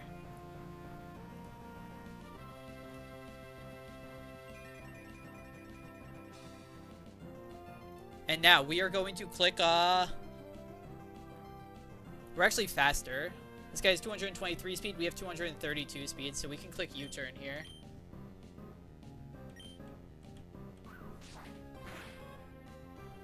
And he's always clicking Ice Punch here,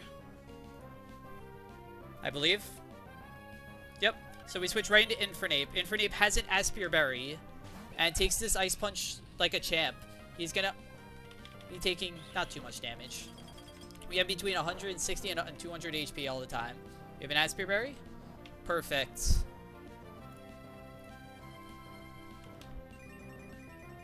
I don't need to fake out, but I am going to fake out because it says it in my notes.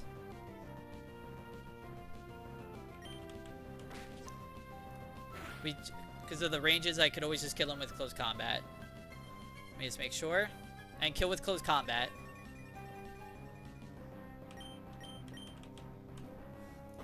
The reason we cannot overheat is because we need to show a fast kill to the Slurpuff that's in the back. And we want to show a slow kill to the Slowking with only ever Psychic. Even with the close combat drops, it never sees Flamethrower, only ever sees Psychic right here. Let me just make sure. This should be Slowking. Perfect, and this is always ever Psychic. So we are going to switch right into Hydreigon.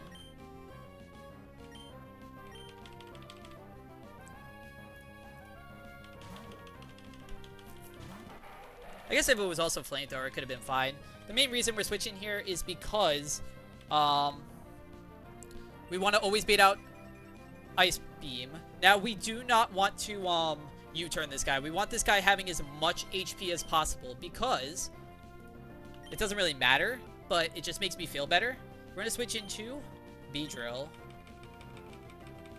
If this guy was clicking Psychic or Flamethrower, we'd be fucked. This guy would fry my guy, but because he's clicking Ice Beam, we take it pretty handsomely. Now, we can do a lot of damage with the crit, but it's fine because we are going to Mega Evolve, and we are going to heal all of that HP back up with Leech Life. This is why we want him as healthy as possible. In case he crit, I think if he crit, we needed this HP with Leech Life. And now, we didn't need all of his HP, but like a U-turn on this guy could have done like 50%, and I didn't really want to worry about it, and we always just OHKO him anyways, so there's no point. Leech Life does a minimum 120%.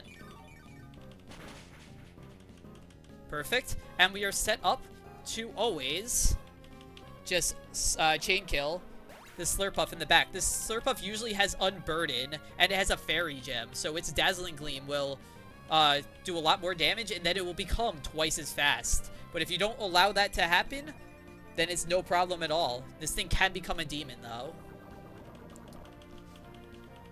And we always kill with Poison Jab.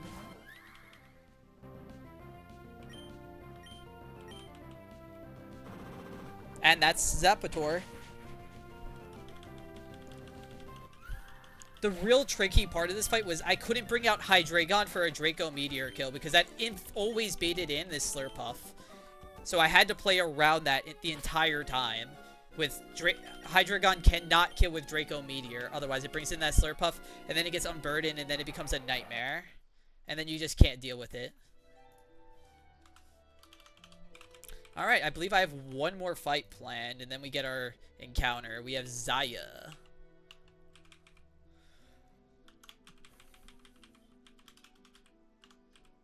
I do have that double planned again, but I'm going to be losing my last Jaboka Berry, and I have like an 8% chance to lose the Conkeldurr, so I'm not going to run that fight. I'm going to get my encounter, and then I'm going to try to cook the fight with whatever encounter I get.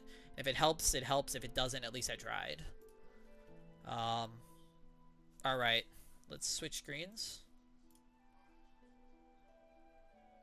Real quick. So Zaya. What do I have for Zaya? I have Urshifu. Dude, my Urshifu was also modest as well, 0 speed. I had to put in 4 scales into this guy to change his nature to Jolly and to make his speed 31. This thing was fucking a modest 0 speed Urshifu. Took up 4 of my scales. Really sad. I need Aggron. I need Golisopod. We need Infernape. And we need Sceptile.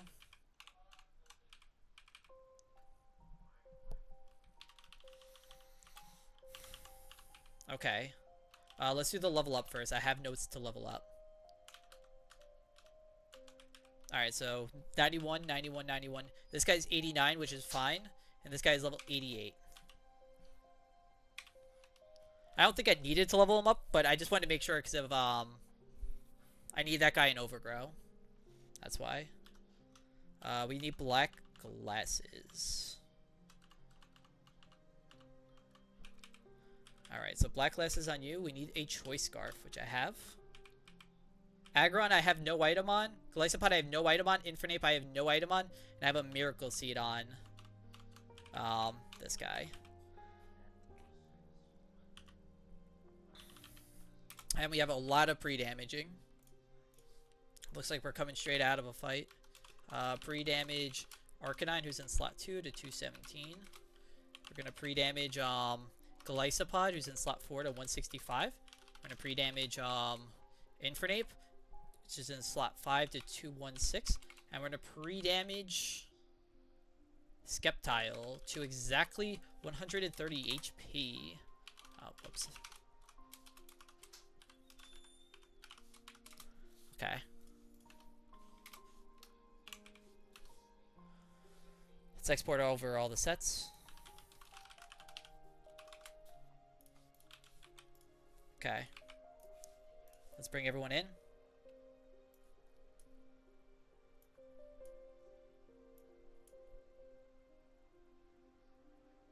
Where's my Glycopod? Right here. Infernape. And this guy. Alright, so turn 1.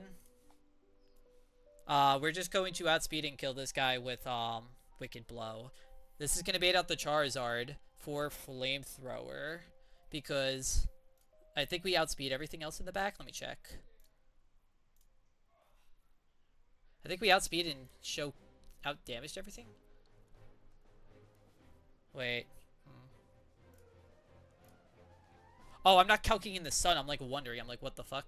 In the sun, this always baits out Flamethrower. Let me just make sure Zaya's in the sun. Yeah, perfect. So at full HP, this always baits out Flamethrower for a fast kill. We are going to switch into Arcanine, who takes the Flamethrower and retaliates with Rock Slide. This is going to bait out the Savali. Now, we have Arcanine pre-damage to 217 HP. So no matter what, I should end between 88 and 144. Let me make sure that's correct. So we have 217. We're going to be minus 73. Brings us to 144, correct? And I have 217 minus a max roll crit does 129, which brings us to 88. Perfect.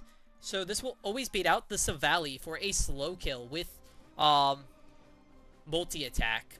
It can never be Glass Pledge. This guy has Explosion, but it won't click Explosion over a slow kill. So we can switch to Urshifu, who takes the multi-attack and kills with Wicked Blow.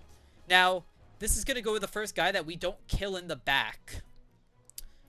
And then shows us a slow kill, which is going to actually be the Gliscor. We actually outspeed everything. This could be Acrobatics. So we're going to switch to Aggron, who takes this guy and then always baits out Earthquake from this guy. Because at 237, we take a minimum of 22 damage from Acrobatics, which brings us down to 215.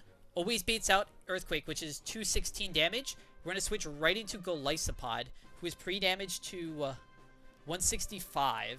165 minus the minimum roll, which is 36. Always puts us at 129, which is emergency exit range. And we are going to emergency exit into Infernape, who Infernape just fake outs and overheats this guy. And now Infernape is also pre-damaged to 216 HP. 216 always shows a slow kill with Earth Power from Gastrodon.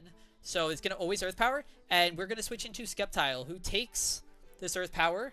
Great. We're at level 88. We're 130 HP. And we're going to always be taking 52 minimum, which puts us at 78 HP, which is Overgrow. And the reason we want to be in Overgrow is because Energy Ball kills, and then we can chain kill this guy for Leaf Storm. 78 times 3 is 234, so that always puts us in Overgrow. And let me just make sure that this guy with a max roll crit can never kill us, because we're at 130 HP. Cool. Should be riskless. That's why I don't have items on, guys. I don't need them. And I don't want the items messing anything up that I might have already missed, so let's go do this fight and then grab our encounter.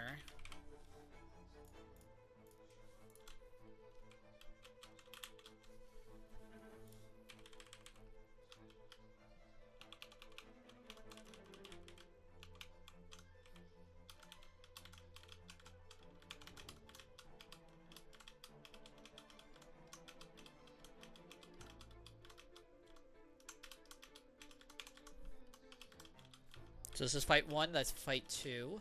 3, 4. There is no optional here. Now there is an optional here, so I have to take this slow and follow the top. That's fine. Follow the top. This is 6. We go to the left. That's the fight we did, so it should be this person. Okay, let's just check everything one more time. So we have Urshifu, Black Glasses, 91. This guy, 217 with the Choice Scarf. This guy, no damage, 91. 89, 165. 216, Infernape, 91. Level 88 with a Miracle Seed. Okay, let's go full screen and let's fucking do this last fight. Then we'll have 2 more fights in Iraq Weather, but we're going to grab our encounter.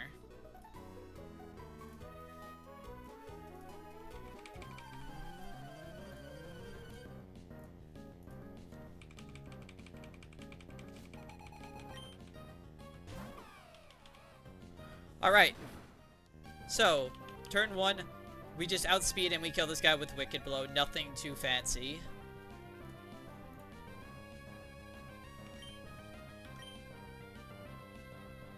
With Black Glasses, we always kill with the Wicked Blow.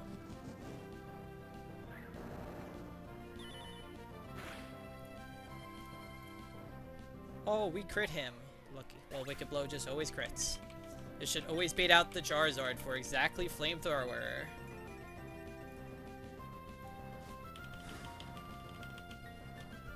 We're gonna switch right into Arcanine.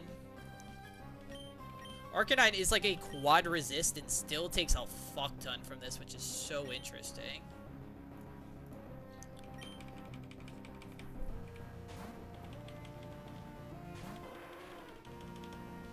We should always end up between 88 and 144 HP. That's fine. And we're always going to just outspeed and kill this guy with Rock Slide. We have a Choice Scarf on. Let's make sure. That chip doesn't really matter from his soul. Oh, I guess that's also why he's doing a lot. He has solar power. Let's make sure we have the Choice Scarf on. Yep. And we always kill with Rock Slide.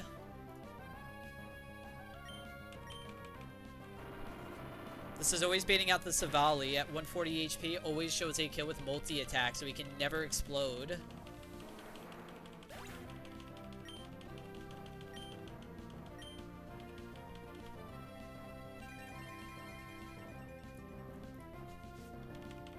We're going to switch right back into Urshifu here.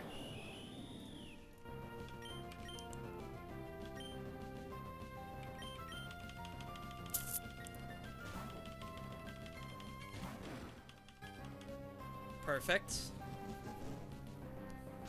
Urshifu ends between 212 and 253 HP, and we always outspeed and kill this thing with Wicked Blow. Yep.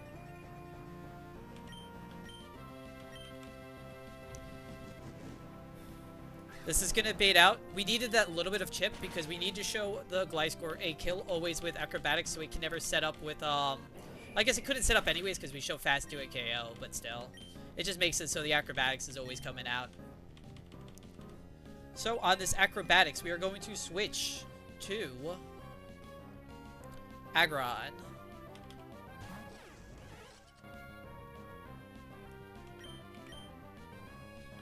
Aggron is just here as a pivot. Takes this Acrobatics like it's nothing.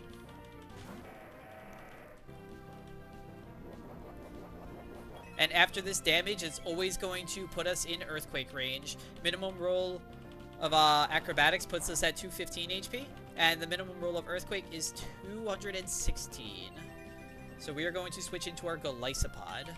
Golisopod is pre-damage to 165, such that he will always get emergency exited by this Earthquake.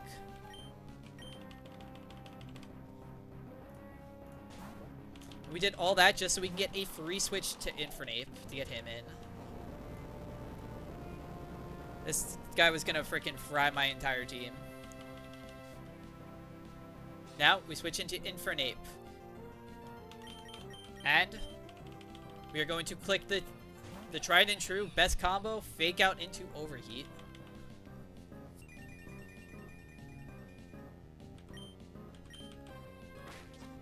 Fake Out does 8%, and Overheat does a minimum of 97.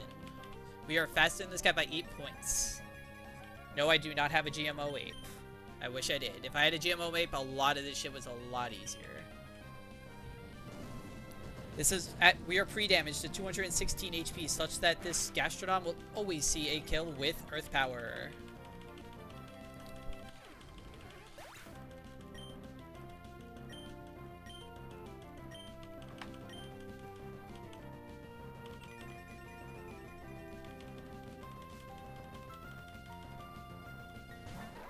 Perfect.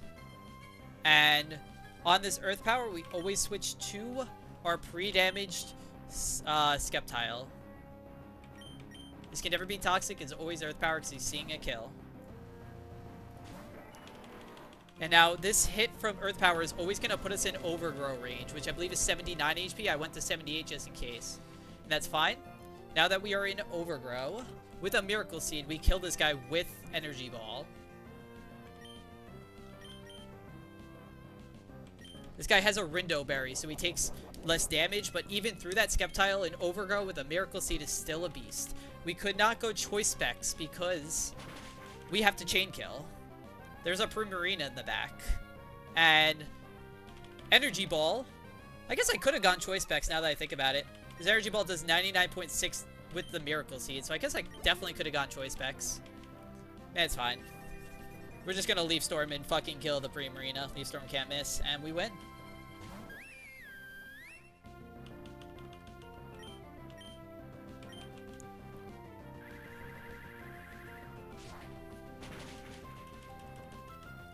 Critical hit did not matter. We did, I believe, 280% rather than 140. Okay, those are all the fights I had planned. We're gonna grab our encounter, which is going to be either Salamence or it's going to be Aerodactyl. It's 75% chance for Aerodactyl. Oh, I have to fucking swim back. Fuck. I don't have a flyer. Alright, so that's fight 8, that's fight 7. We get past fight 6, and now the guy is on the top. We have to follow the top. Not up there. Follow this top. He can never hit us. This guy we already did. That's fight 5, and now we should be good.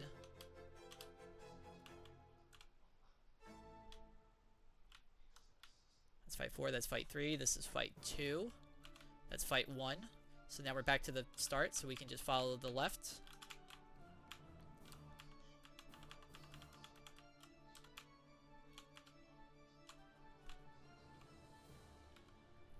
Dude, I'm not gonna lie, most of my fights were pretty clean. If I didn't know about that signal beam, I would have said they were all riskless, but I'm pretty happy with the fights, how they went. We go down here. Let's just hope that I get Aerodactyl. If I get Aerodactyl, he's good for 2 things. One, it probably helps my double battle, but it's also a dupe for Sky Pillar, so I'm more likely to get Dragapult. And I think it's just better overall than Salamence at this stage in the game. But both of these guys are tough to fucking catch, so let's take some time and let's look at 3 mons for each one that can take a Aerodactyl. Aerodactyl is going to be level, because let me go to, am I on the right screen? Yeah. We're going to be pulling our... Where is the encounter? 131 right here, which I believe we just got up to. Yeah. Because we beat Zaya, where Zaya's on 131. So we're pulling 131. We are pulling the surf table, not the fishing, the surf table. For we have Gyarados, we have Bruxus, and we have Sharpedo. So this is another Bruxus dupe right here. So we have 25% chance for Aerodactyl, 25% chance for Salamence. And we are doing this mainly because we kind of want an Aerodactyl. And we can do the double battle, which I will also be doing, in the rain, which is apparently easier. But this also makes it so my Sky Pillar has Aerodactyl duped out for a higher chance of Dragapult. And if anything, I get a higher chance of getting Banette or Gengar, which is a dupe for, or Sableye, which is a dupe for Pacifilog to try to get Dreepy, which is 20% chance and can only go up. So...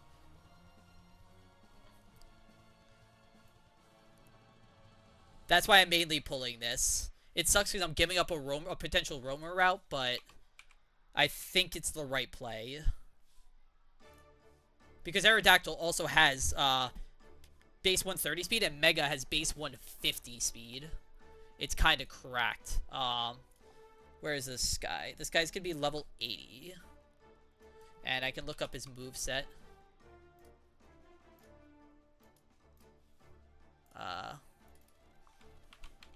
Aerodactyl.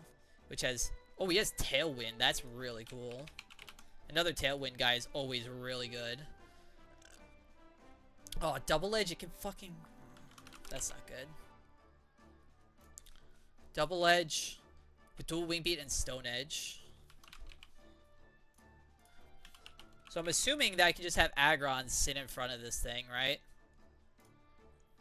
Aggron just sits in front of this thing. If I go Mega, is it even better? Yeah, Mega Aggron just kind of sits in front of this thing. Oh, I need Rock Slide back on this thing. I was testing out some Icy Wind strats with this guy, but it doesn't work. I can never damage this guy, but I should just be able to sit on this thing for a long-ass fucking time. Berserker can probably sit on this thing too. Alright. I think I'm fine with those two. Let me look at the Salamence. So this guy's also going to be level 80. What's this guy's moveset? It's going to be the level up. Salamence. Oh god, this is a fucking demon. What the fuck? Please don't give me this. I don't want to catch this thing. Outrage. Fire Blast.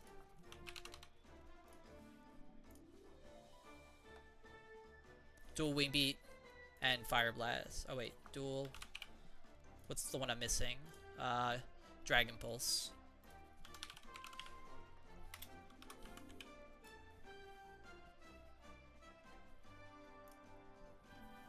Ugh. Like, Togekiss, I might just have to... I don't really want to level up Togekiss, but Togekiss kind of walls this thing, too. The dragon moves really fucking hurt. I guess Primarina kind of walls it, too, but the dual Wing Beat crits are gonna hurt.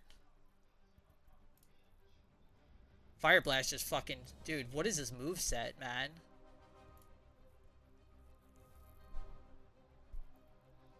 If I had Altaria, this would be a lot easier.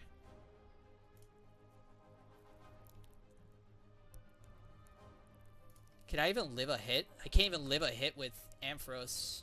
Fuck. What if I go Mega? I think it's even worse. Yeah. I want to use like Thunder Wave on this thing.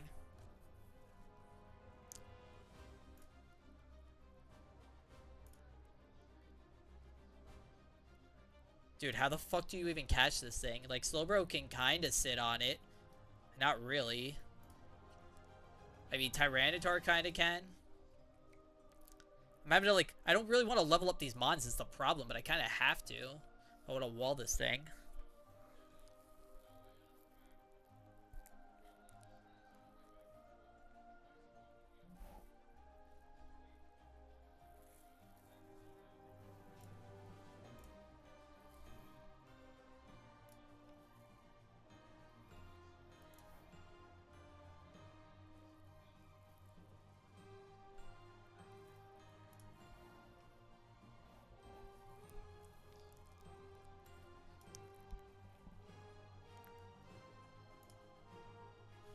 Let me look back at Aerodactyl. Let me just see, I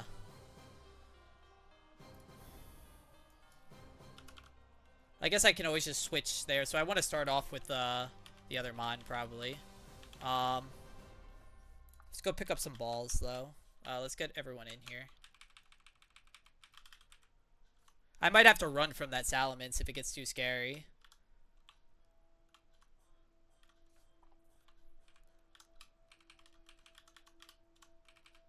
Even though I really think losing encounter is pretty lame.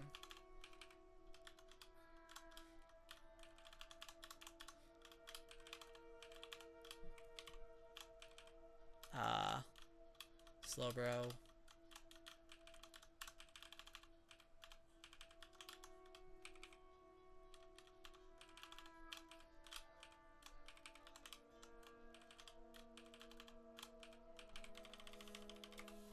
Alright, so we want a Mega Stone. I didn't even look. How does my... I'm pretty sure it's not going to be good. Let me see. Salamence again. Blank set. We have Outrage. We had Dual Wing Beat. We had Fire Blast, which is really fucking unfortunate. And we had Dragon Pulse. If this thing didn't have Fire Blast, I can just have Aggron just kind of wall it, but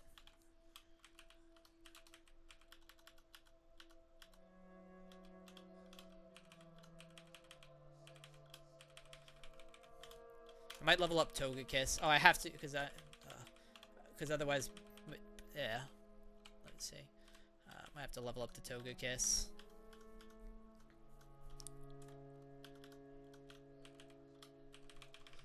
To wall this thing.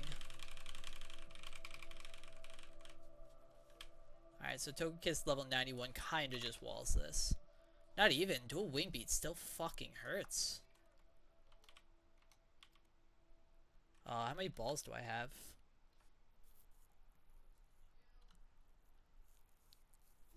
Where's my balls?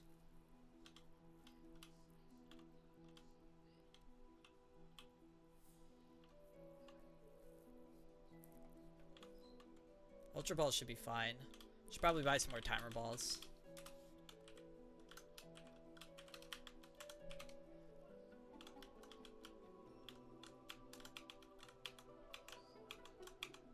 Come on, just reward me with Aerodactyl, man. Make this fucking easy.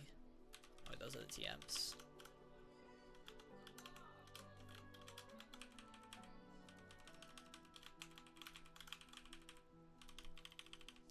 Fuck are the balls? I don't even remember.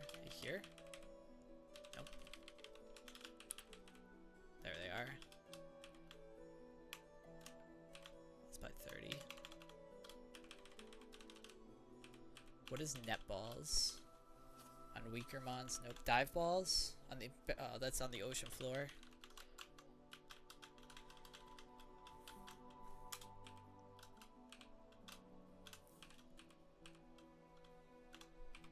Alright, let's go to 131 real quick. Let's grab this fucking encounter.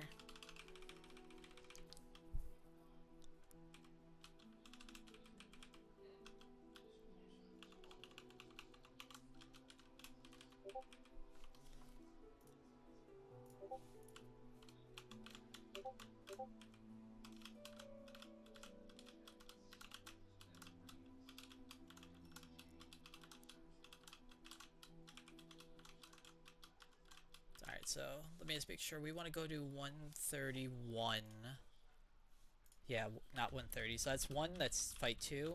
Fight 3. Fight 4. No guy right up here. That's fight 5. Now there's a guy. Slowly follow the top. Slowly follow the top. Route 131. Okay, so we're going to go right up here. Come on, please be Aerodactyl. Let's go full screen for this shit. Please be Aerodactyl. Do I have this on? Please do not be Salamence.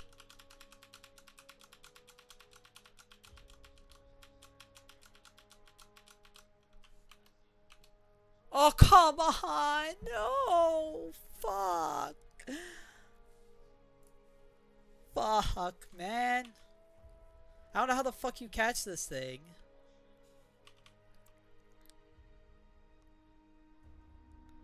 I guess I throw a quick ball at this thing.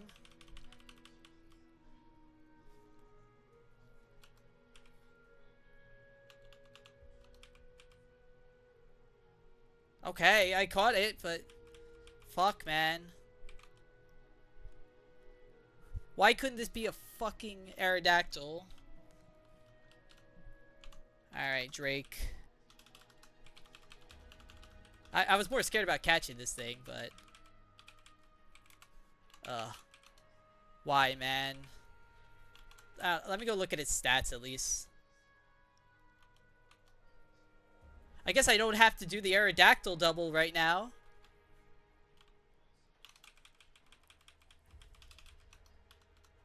Where is this guy? Let's take a look at him. Hasty. Holy shit. Hold on. Did I say my game? Dude, holy, those are some fucking IVs. What the fuck? Holy smokes. What the fuck?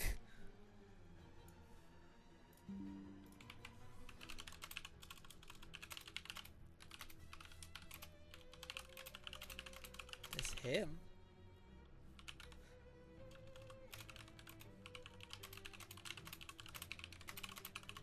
Dude, what the fuck?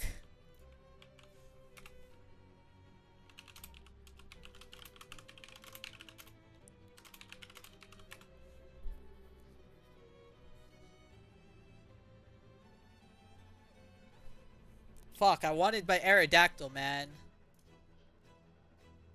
But, hey. That's awesome.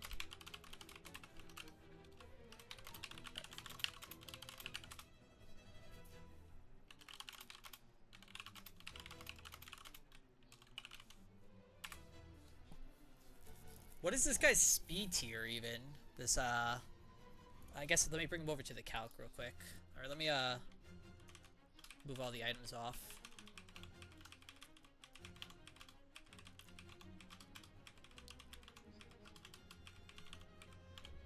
That's a pretty fucking clean Mence, is all I gotta say. Yo, who's in the wrong box? You're definitely in the wrong box. Man! I thought I was gonna get a layup. Dude, I've been calculating that fight for like 8 hours, and I thought I was gonna get help with the Aerodactyl. Fucking course not. This Pangoro is getting relegated back down to this box. You're getting relegated down to the fucking Sax box.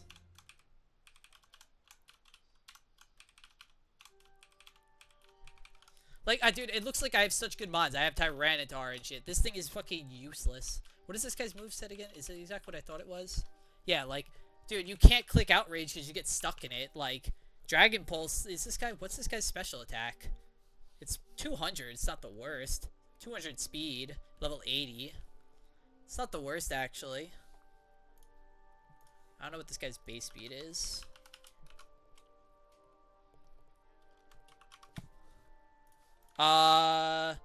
It's a couple, but the main important one that I'm gonna get is coming up, so let me mark down my encounter, and I'll show you. So, right now, for regular encounters, we're skipping 130.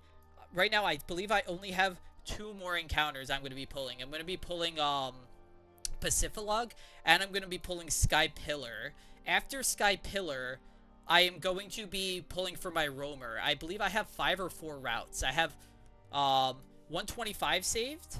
I have 128. I have Evergrande City, but that's a delay. I have 130. I have 132 and 133. So that is 5 roamer routes. We are going to be checking at least 1, but up to 4 for 1 of 7 being the 3 Magic Genies, Latios, Enamorus, or Cresselia. So I'm going to technically have 3 encounters before the next badge. 3 more encounters, not including the Mence I just got. He only has base 100 speed. I guess it is an Intem mod, but still.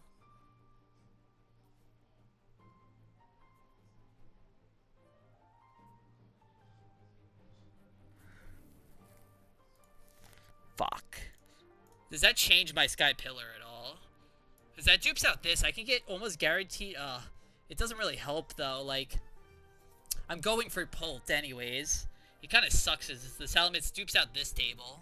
Does it dupe out later tables? It dupes out Victory Road a decent amount. But I'm not going for this table. You usually go for Victory Road to F, so it's like, it doesn't really help. You usually just try to pull High Roll Weavile. Or no, I think, actually no, you pull Victory Road B1F. Which has actually a pretty good chance for pull at like 17. Alakazam at this late of the game is pretty good because you get Mega, maybe. Grimmsnarl is a him. Incineroar is really good. Like, this table is just what you want, I'm assuming.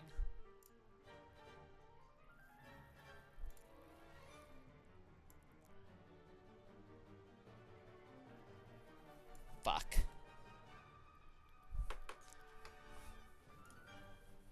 I'm assuming this guy doesn't help at all on this fight. Let me see. This is in Sun. I mean,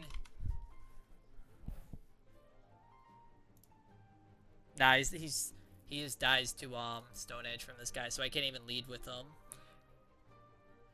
Aerodactyl would have been cracked because you can start with the Tailwind strat, which I kind of wanted to start with. Fuck.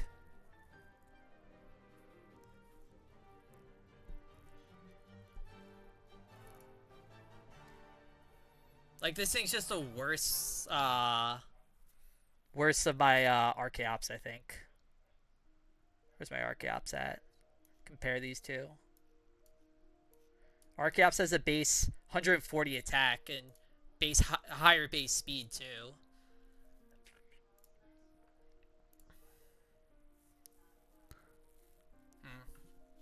This guy's just probably gonna be box warming it up, but what are you gonna do?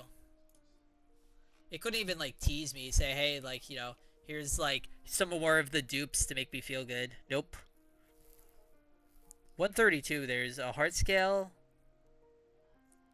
There's a rare candy and a hard scale, so I have to make sure to get those. Pretty sure. I know those are bitches to get to. I have to like check out the routes and all that. All right. I think I did exactly what I wanted to today, so I'm definitely going to call it. Thank you guys for tuning in, and by hopefully next stream I'll be done with I'm gonna be doing those last two erratic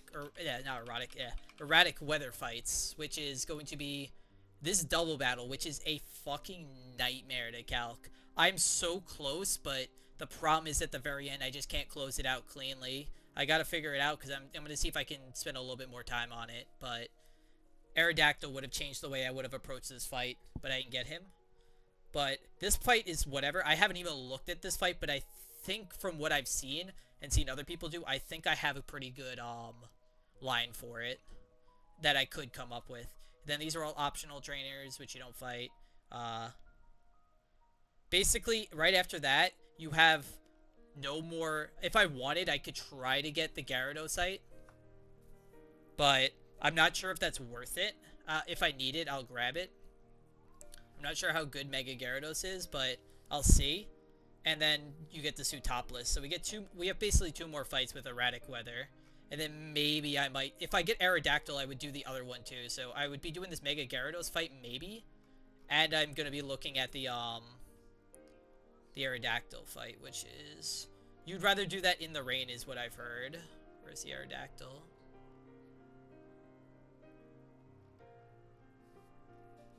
Where's Arrow?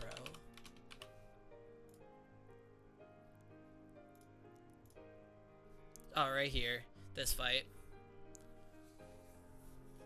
It seems kind of a little hard because it has... Is this a double battle? No, it's just a single battle. Interesting. It's just a single battle. Kind of seems a little bit of a demonic team, but I've heard it's pretty easy in the rain. If it's not in the rain, it gets harder, I think.